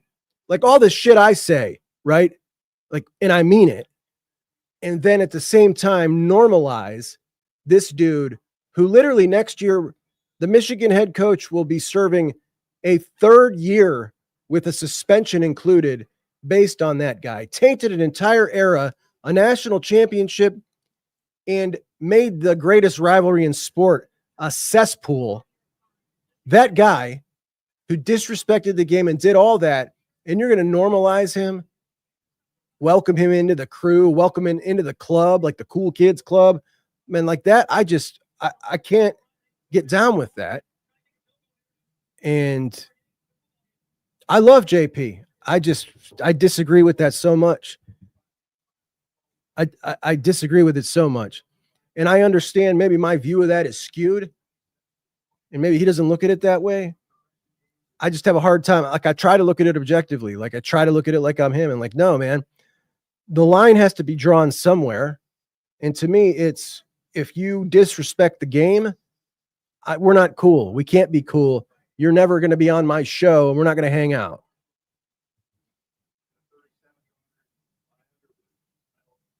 Well, yeah, Rocco did stand up. Rocco's cold-blooded. His mom said, "You're going to lose," or he said, "I'll get a hotter one." Pate picked Bama to win it all. It struck me as a really odd pick at the time. He has been having an embarrassing go at predictions. However, if you make a lot of predictions like he does every year, you're going to have years where it looks really bad. I just did not get the logic behind picking Bama. I certainly have been on the opposite side of him when it comes to Florida. He has been behind Billy Napier all the way, and everything that they've built at Florida under Billy Napier, and he had him going to the playoffs this year, which obviously that's a bad pick too. But at the same time, I had Clemson in the national championship game. So, at least I can explain to you logically, right? Clemson was a playoff team last year. Like, I got logic behind that one. He was taking a real leap of faith with the Florida thing and the Alabama thing. Yeah, parading that clown around like he's a hero. It made me ill. It really did. Because then I saw these people trashing him. And usually when I see people trashing him, that like people that I know like me, a lot of times I'll let them know, like, hey, just to let you know, like that's a guy that's helped me out a lot for nothing. Asked me of nothing in return. I could give him nothing in return. And usually they're like, oh, well, all right, he's cool in my book then. Tough spot to be in for that one. Stallions is a nut job, legit nut job. School shooters write manifestos. The fact that Stallions wrote one is completely alarming. Well, remember now, he didn't call it the manifesto. His friends called it the manifesto. And, once they called it the manifesto, he just kind of had to adopt it. 27-20, Bryce Underwood drops back, errant throw, and they will be punting the ball back to Big Red. Great job by the Nebraska defense, and the black shirts come up big. They're going to get the ball back like, hey, we're not out of this yet. Like, it's the whole fourth quarter left. They're down by a touchdown. Michigan, I feel like letting them hang around when it feels like they could have closed them out. I did. I apologize. I try not to swear. Yeah. Busting with your boys is a joke. What a weird name for a podcast anyway. Dago's with me. He didn't like JD either after his takes or Klatt. He's just as bad. It's crazy. These guys all were on the wrong side of this, except for JP, who said, yeah, they cheated. Yeah, they all knew about it. He's the only one that said, yes, they knew about it. But the fact that he also said he didn't think that, by the way, he was totally spot on with the punishment. Basically said they're too big to fail and nothing's going to happen of it. No punishment that was of any consequence to the program moving forward. And he was right. But because he said that, a lot of Ohio State fans were furious with him. And he turned out to be right.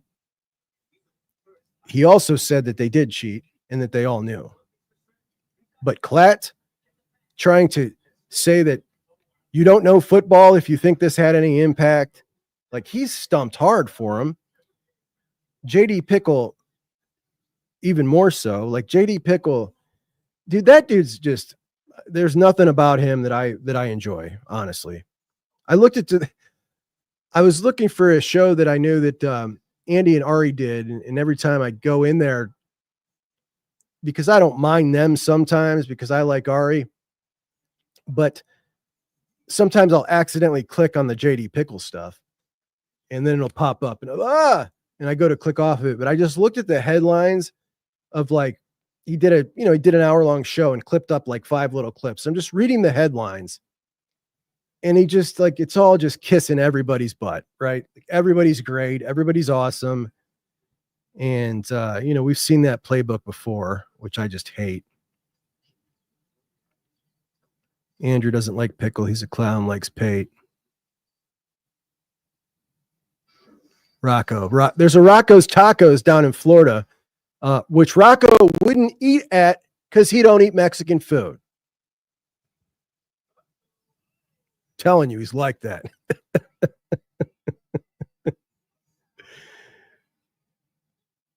We all know cheated. They know it too. OSU should just start cheating since they're the biggest brand in the sport. Hey, apparently there's no punishment if you're that big of a brand. Underwood looks like a bum out there. Pate is more right than wrong, for sure. Clad is a tool, indeed. Smart guy with no sense about real world stuff. Chat's on fire today, man. No, it doesn't have an original thought. Kisses everybody's butt. By the way, when I did that show, trashing his decision to have Stallions on, he reached out and messaged me and basically said, it's all good, man. It's all love. Like, thank you for your approval. I know. He don't eat Mexican food. What in the world, Juck? You need to straighten him out. Nah, man. You just tell, look, I'm Italian, Dad. I don't want it. No longer the man enjoys Doug and Bill the most. Doug and Bill are the first, actually, Doug and Bill and Ari, the Bad Podcast, the first podcast I ever listened to. And at the time, you guys know, like, so I own a restaurants,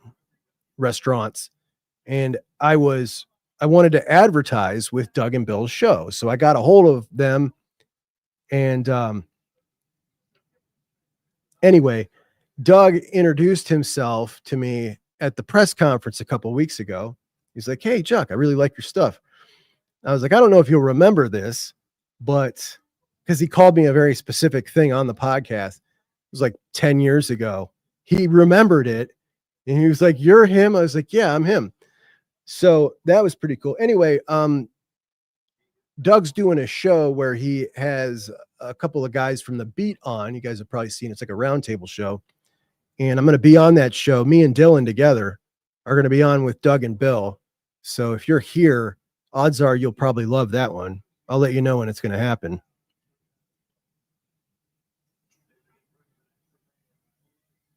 Ari is just hit and miss, man. Sometimes it's like I'm feeling him and he's enjoyable.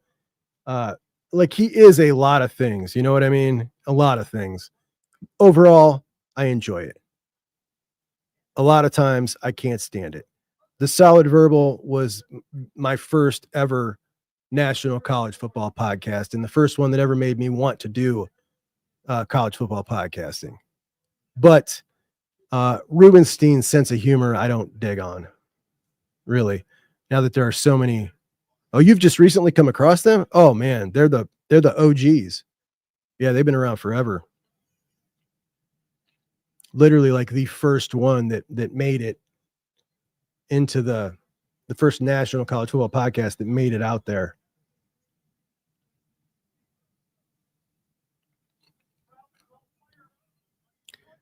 Juck, any thoughts on the Buckeyes versus Scum matchup after watching this game?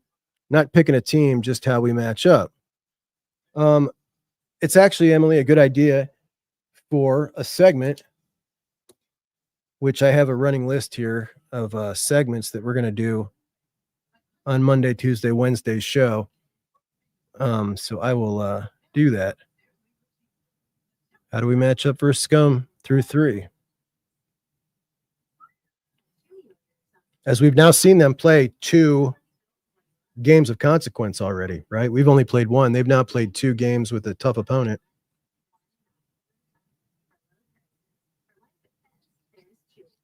Luke Altmaier versus Fernando Mendoza. Indiana's quarterback, Fernando Mendoza, who was at Cal last year. Looking real good so far.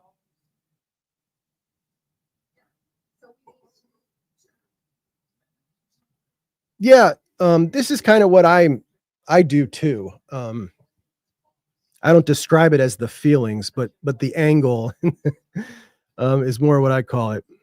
Yeah, you can't go wrong with Italian. So my middle son is become a self-taught chef, and he literally cooks every night for us, and it's amazing. He loves it, and it's great. And all he wants is the coolest equipment. Dad, I want these knives, big knife set, whatever you want, son. Dad, I want a Blackstone. Sure thing. Dad, I want a Weber grill, a nice one. Doesn't get cold spots. You got it. Just bought a fryer. Like whatever the hell he wants a smoker, it's yours. I'll buy it all. You keep cooking, you get whatever you want. Because I used to be the chef until I started doing this, and now I don't have time to chef. You know what I mean?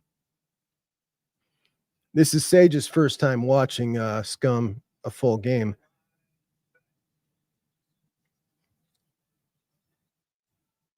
Yeah, I watched the full Oklahoma game, mainly for Mateer, to be honest. As we are down to 3 minutes in the third quarter at Oklahoma, Auburn down 10-13 in a really tight game here, and Auburn lining it up for a 57-yard field goal attempt. I'm sorry, 59-yard field goal attempt. Could we possibly see a 56 and a 59-yarder? No. This one, 30 yards to the right.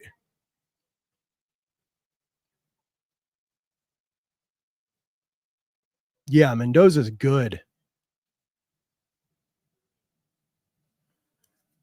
All right, Michigan takes over at the 20. Justice Haynes, nice little jump cut, trucks a dude, 14-yard gain on first down. And we'll start it over, Nebraska.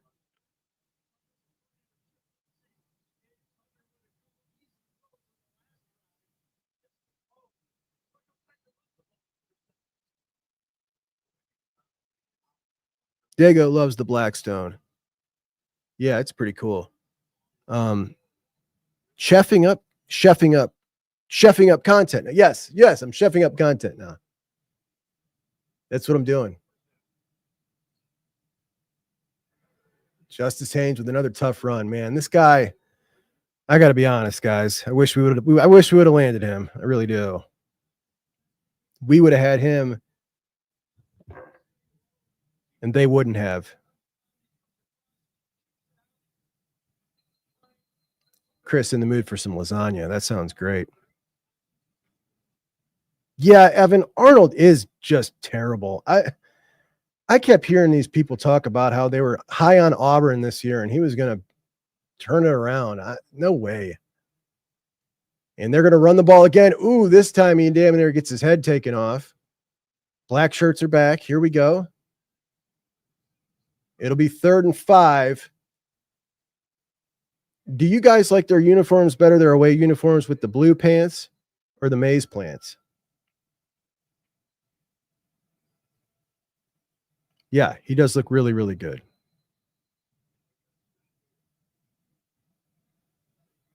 Yeah.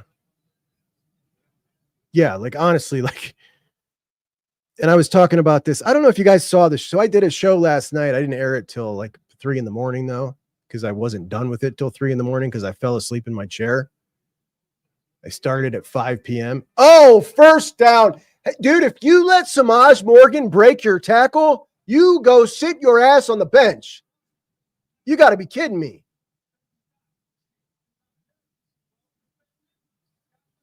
Absolutely unacceptable.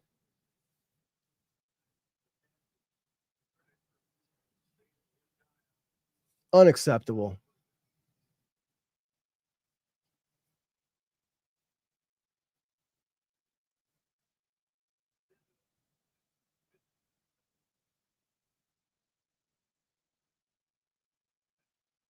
Back to the ground.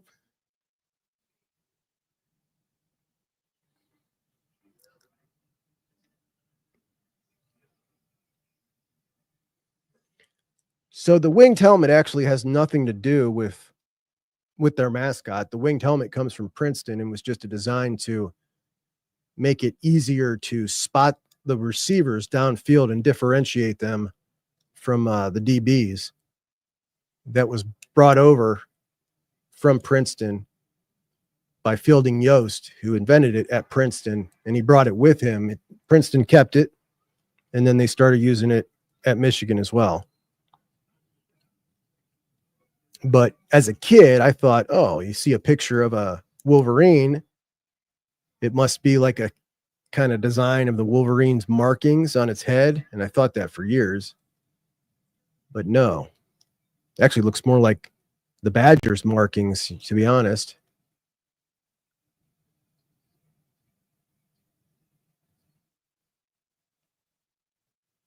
So anyway, I was talking about last night on the show when I was doing the show. The chain reaction of going to the portal. 3rd and 9. Little pitch out to Haynes. He'll get the first down again and crosses midfield, and he looks great. So the chain reaction of needing 2 tackles. So you got to go budget-ish on the back. So you couldn't get Justice Haynes, and you settle for CJ Donaldson for less money. And they were accurately priced, I guess, is where I'll put it. Haynes looks like the expensive back.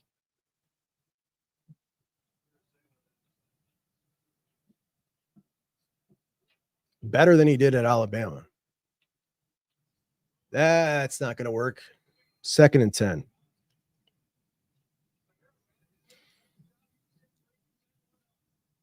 They do, and Delaware is now FBS, which I love.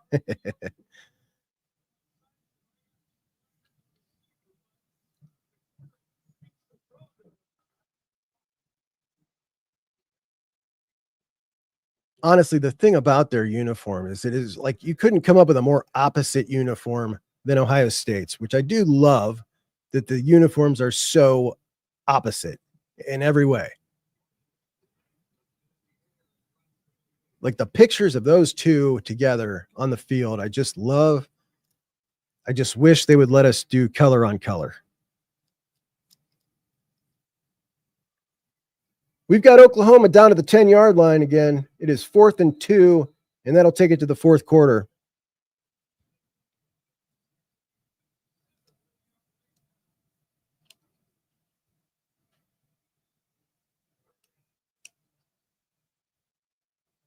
Third and 10. Are you going to let them convert again on 3rd and long?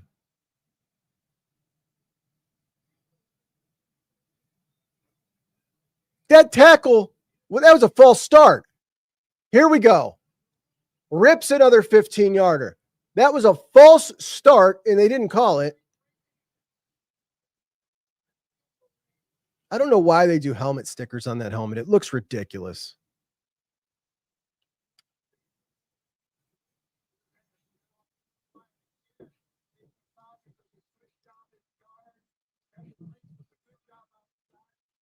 Yeah, Haynes is really good, man. He's really good.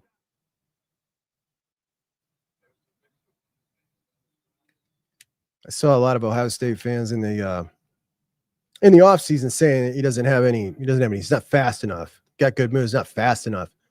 And we've seen him bust off a couple of touchdowns, like 60 plus yards. So he's fast enough.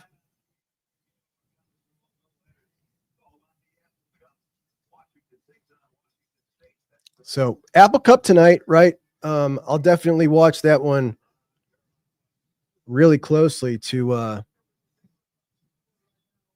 key in on who we need to watch out for next week as we are rolling back into game week. Honestly, this week with no game went by pretty quick. I'll be honest.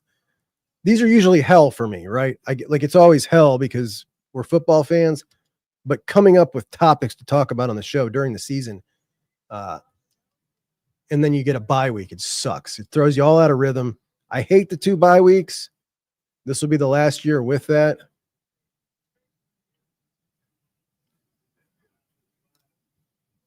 Haynes, 14 for 130 now. Jeez.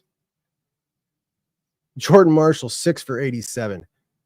Man, Nebraska's, they're going to get cooked after this game. They've given up some serious chunks. Underwood will keep it, and he'll get smacked. 2nd and 11 coming up. So, like when I was young and through the 90s, they always wore maize pants on the road with their white jerseys. This blue look is relatively new.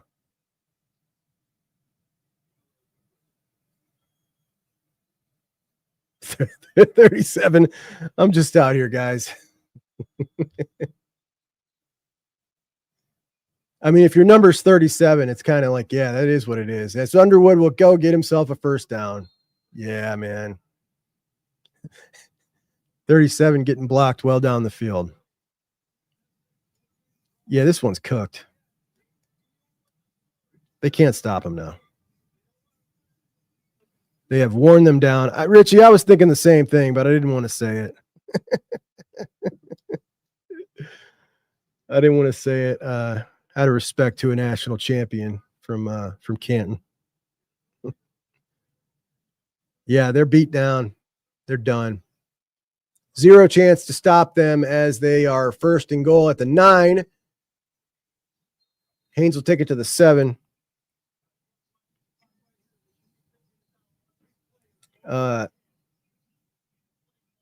Oklahoma Stadium is so weak. I don't like it. They will line up for another field goal to try to take a 6-point lead. 28-yarder. And they'll punch that in. So 16-10 to start the fourth quarter from Norman. Auburn will get the ball. Underwood will take it himself. He's around the right edge. He'll take it down to the 3-yard line, and they'll have third and goal from the 3.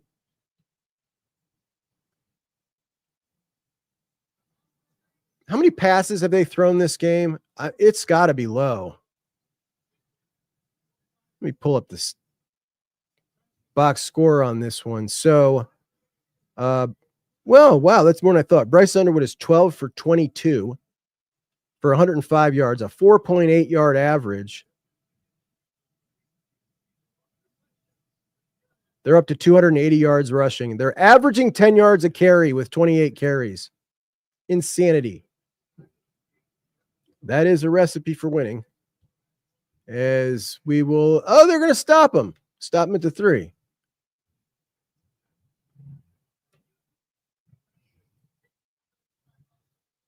And boy, have they just milked the hell out of the clock. 15 plays.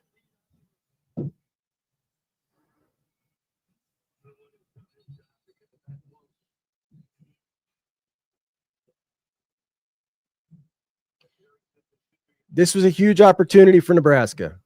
A huge opportunity. Dustin's still catching strays. I know, man. Poor guy.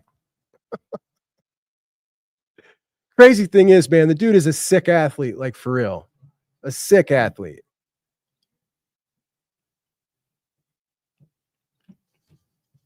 Shut up, Rule.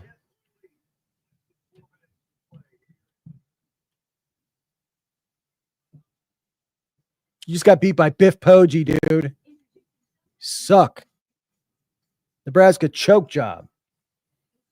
All right, on to Auburn from the 25. Jackson Arnold drops back, hits his outlet, and he will get a first down and a 12-yard pickup.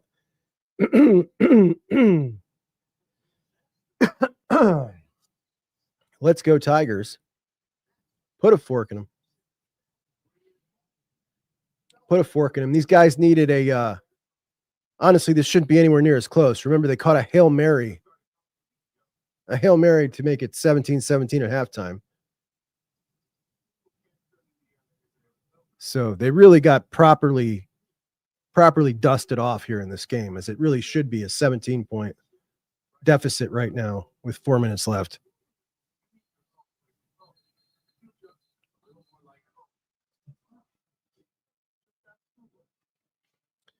J-Man remembers that loss to Michigan State with Eddie George as I was listening on the radio. I was too. I was doing dishes at my dad's party center. He owned a party center, weddings on Saturday, right? It was wedding receptions. And I had to work that day. I listened to it on the radio. I was kind of happy that I listened to it on the radio looking back, because I wouldn't have wanted to see it. I've still never to this day watched that game.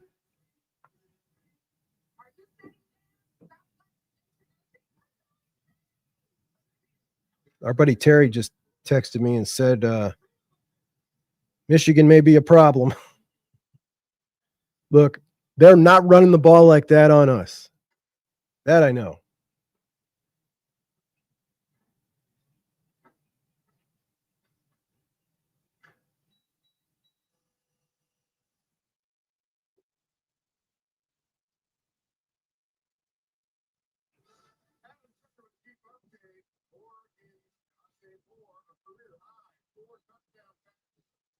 God, what a weirdo.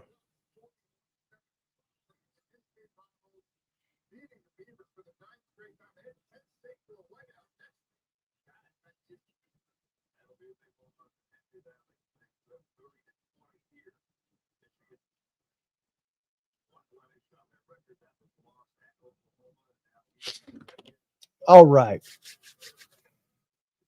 Maybe we could see some magic here. Wouldn't it be great if we were live when some magic happened? Absolutely not. Has Dabo made it home to comfort his wife? I almost, when you think about it in those terms, I really feel bad for coaches with kids. You know what I mean? The crap that they take, like, publicly. It's got to be rough, man. Can you imagine? Like, why are these strangers talking about you like that, Dad? They don't even know you. You're awesome, Dad. Why are they saying you suck?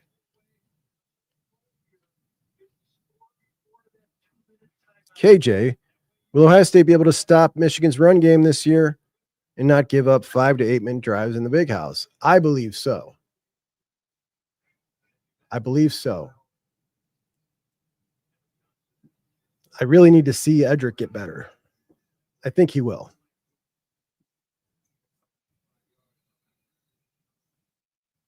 Edric's got to get better, right? Listen, Clemson gives you, or Dabo gives you, like, it's so difficult. Dabo is so unique in college football in my lifetime.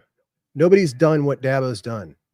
He took a program that was good all my life and made them a national power, so much so that they were beating Alabama during Alabama's heyday.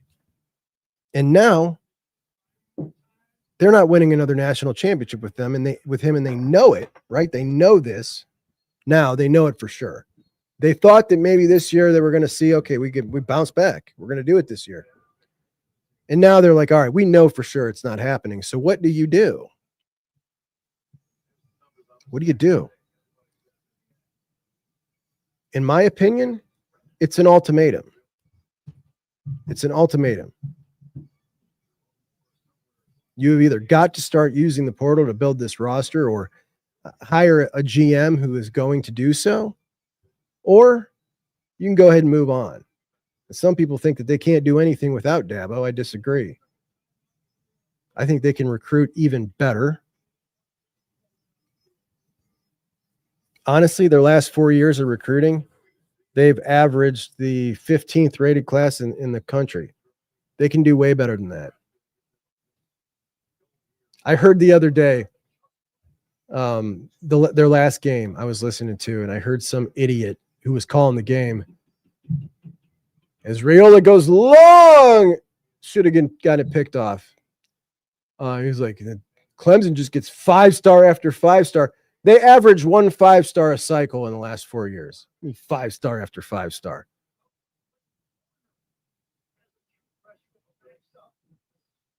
But it's a good point KJ makes. He did have 2 NFL caliber quarterbacks back to back. But, that all got kicking with Taj Boyd, who was not that good of a quarterback.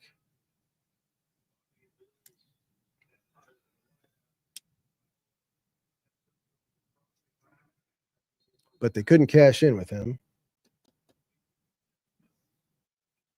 Oh, my Nina just texted me and said, I'm hungry. And I was thinking, since Rocco isn't here, you get a kick out of this one, Dago. She said, I'm hungry. And I was thinking, since Rocco isn't having dinner with us, we can have Indian food tonight.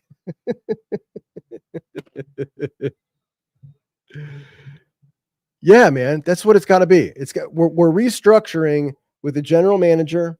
This is how we're going to format this. And you sit down and say, like, you're going to be involved in this way, but here's how it's going to be done. And that's the way it's going to be. Or this program that you built will be moving on from you. You just came in as one of the favorites to win the national championship and started off 1-3 and lost to a Syracuse team that was supposed to be crap this year. Oh, Raiola, this kid. As Ryan Day figured out, the quality of position coaches is paramount. Dabo needs to hire better assistants. Richie thinks Indian food is underrated. I can't wait. It's been a while, like she said in the text. Rocco means like we can't get what we want a lot of times, right? Because he's such a picky little, and he gets such an attitude about it. He's the baby, right? He's the baby, his mom's baby. But he's a baby that's like a hard ass at the same time. You know what I mean? So it's like, man, get out of here with that.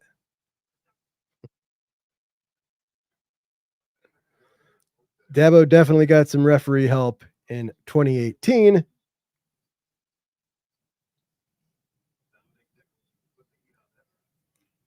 Yeah, Indian food. I didn't get hip to Indian food till I was like, I don't know, 27 or 28, but I really like it now.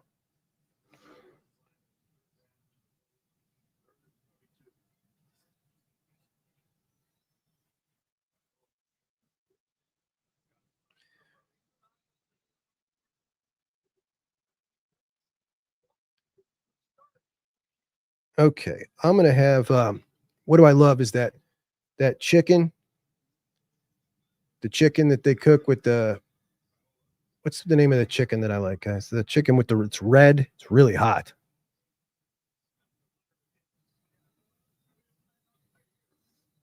Oh, hey, Cookie Monster, how you doing?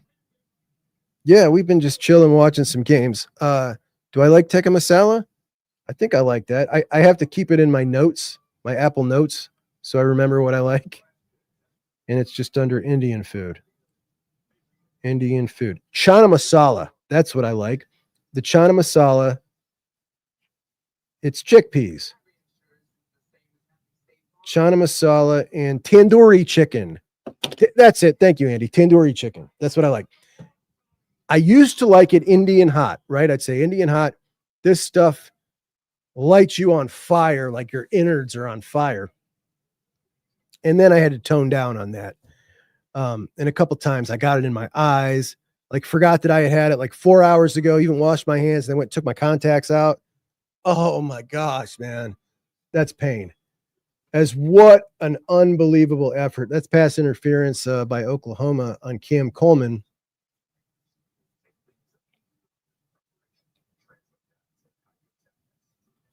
Auburn with the ball at the 40, 9 minutes left in the game. Shut up. I can handle it. I just got it in my eyes. My son busted my chops here. Did you put the order in yet, sir? I'm starving.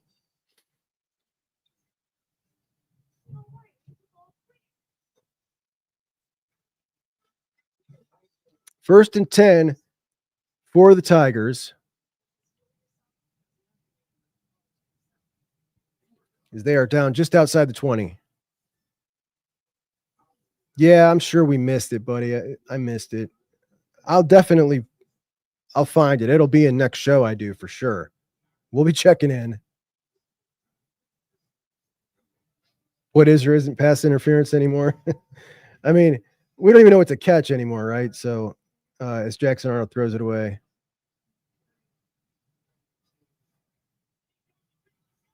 It's so obnoxious. It really is.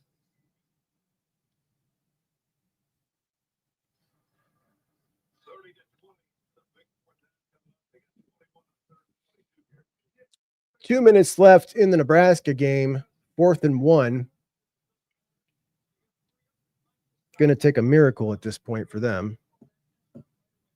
Camera flashes to Jordan Marshall, and look how old he is now, man. I haven't seen him since he was like 17.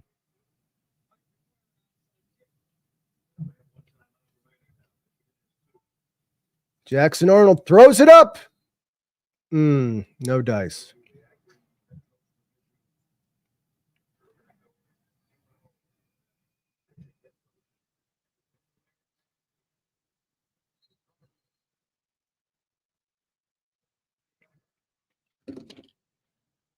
Ejector watch parties are so fun. Much better than watching the games alone. Everyone is gone today. I'm doing my daughter's wedding stuff. Congratulations. I didn't realize your daughter was getting married. No, hey, I like these. I like these. I mean, I'm happy that you guys enjoy hanging out and watching it with me. It makes it more fun for me too. I'll tell you what, though, we're gonna really be popping off next week. 3:30. We'll be back here. This time we'll actually start on time for the Buckeyes game at 3:30. We'll start on time. We're going to go ahead and just play it on every Ohio State game. We're going to do it live.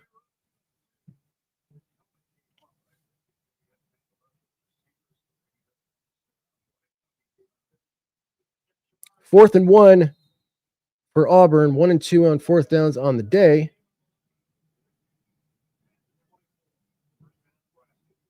First down for Nebraska as they try to they're going to need a score and a onside kick. And Nebraska is going to get, or Auburn is going to get, what happened? Flag? They stopped the play. Nebraska with a first down.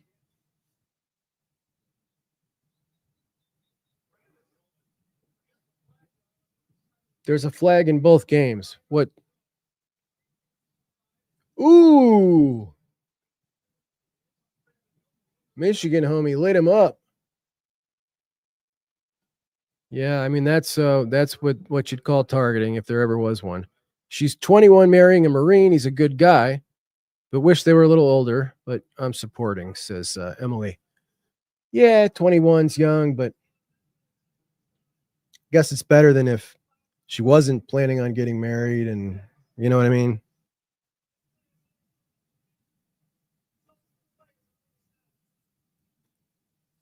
Auburn bailed out by a flag on 4th and 6, and they throw it up into the end zone and get bailed out by a PI.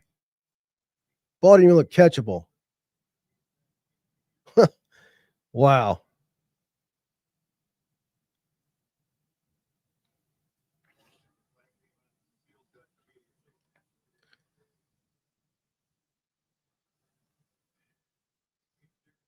Chickpeas and red sauce.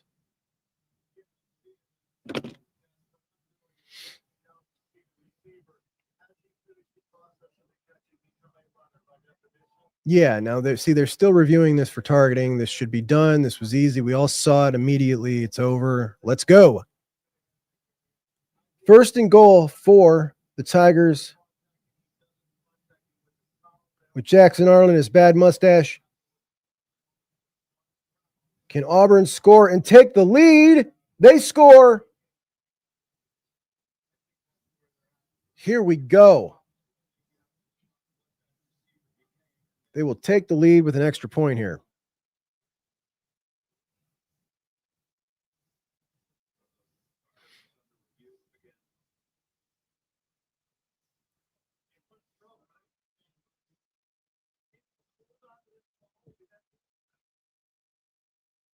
They are still reviewing this targeting, and this is embarrassing. Just embarrassing. We all see this. The first part that met was this guy's helmet, the crown of it to the side of this guy's helmet. It's easy. We saw it we saw it live, and they're still messing with it.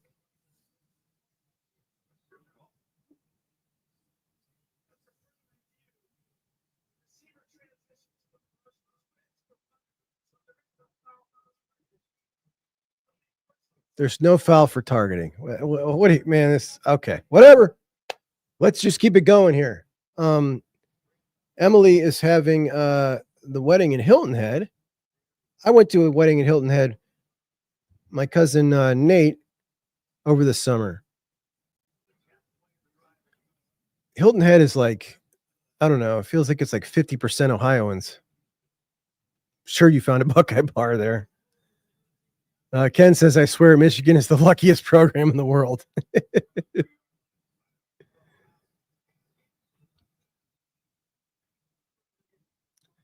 KJ, would you say we need one OU to win, then Texas to beat OU for our own strength of schedule? No, I listen, I don't look at it that way anymore. I used to. It used to be a big deal. It doesn't matter anymore. And it's just like, I just root for what, like, oh, say, for instance, OU has a quarterback that is going to win the Heisman if they win out. Everybody loves him. If they're a playoff team, like everybody loves him. He's a slick player. I want to knock him down off the Heisman. But I used to do all these equations like you're doing right here. You know what I mean? And that's because it used to matter. And I saw somebody say the other day, like, don't you guys want Michigan to come into the game undefeated, like as good as they can be? Well, yes, we used to, because it used to be better for our resume to beat the best Michigan version you could be, or the best, most respected Texas, because you used to need that.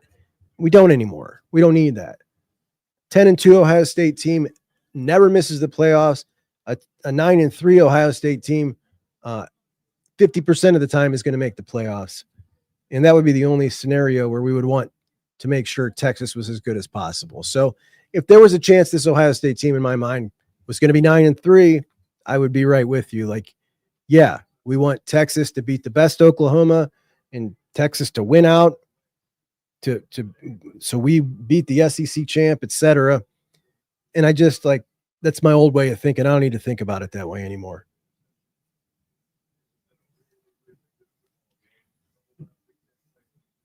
If Dante Moore balls out in Happy Valley next week, he'll be up there for sure. Yeah. Yeah, he's been damn good. Yes, Jake, Dabo is a clown. Listen, if they're giving it to the best player, yes, we all know that's the truth. All right. Michigan gets the onside kick. And it's curtains. Curtains for Nebraska.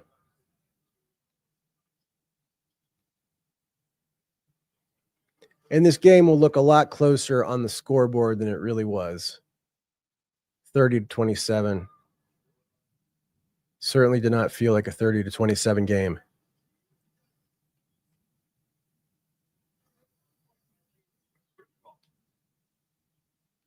But it'll make Nebraska fans feel a little better about it.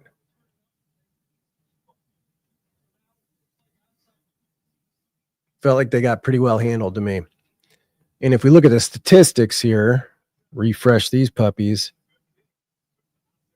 279 rushing yards. Nebraska had 43. Ouch, man. But Raiola passed for 308 yards. He was actually 30 for 41. Like, it's a good stat line. 30 for 41 for 308, 7.5 average, 3 touchdowns, 1 pick. Better than I thought it would be. Did not feel like that. That's I call that a Kyle McCord game. Every time I ever watch Kyle McCord, I'd be like, yeah, not so hot. And I look at his stats afterwards. Well, I mean, that's better than it seemed. When we look at total yards, Michigan with 387, Nebraska with 339. I mean, really just pretty similar. Nebraska threw a pick. Bryce Underwood lost a fumble, 1 turnover apiece. Yeah, I guess it was pretty even, but I'll tell you, I don't know. It just felt to me like Michigan controlled that game for the majority of the game. And yeah, it just didn't feel too close. People that had Nebraska +3, a winner, or a put. What did I have?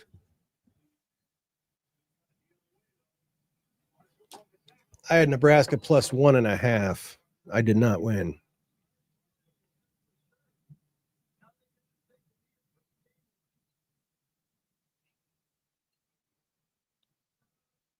$209.30. All right. That might be my new record. Have I gone longer than that? That's a long time. We got to get Jake Butt on. Me and Dylan are going to do a show with Jake Butt.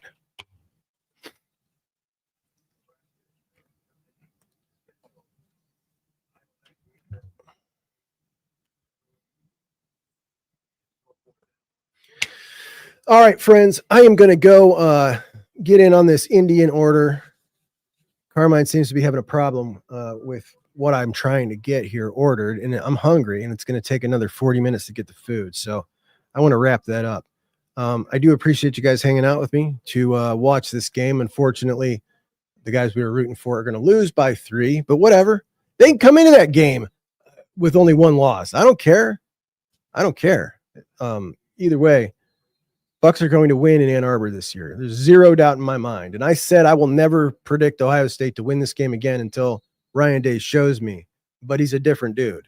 He's a different dude now that he's won a national championship. Different guy, man. Not satisfied. Love the new Ryan Day. Love him. Anyway, love you guys too. And I will talk to you Monday morning, I suppose. Yeah, why not? We'll do it Monday morning. Thanks so much for joining. I'll talk to you then. Have a great day. Juckeye Bucks out.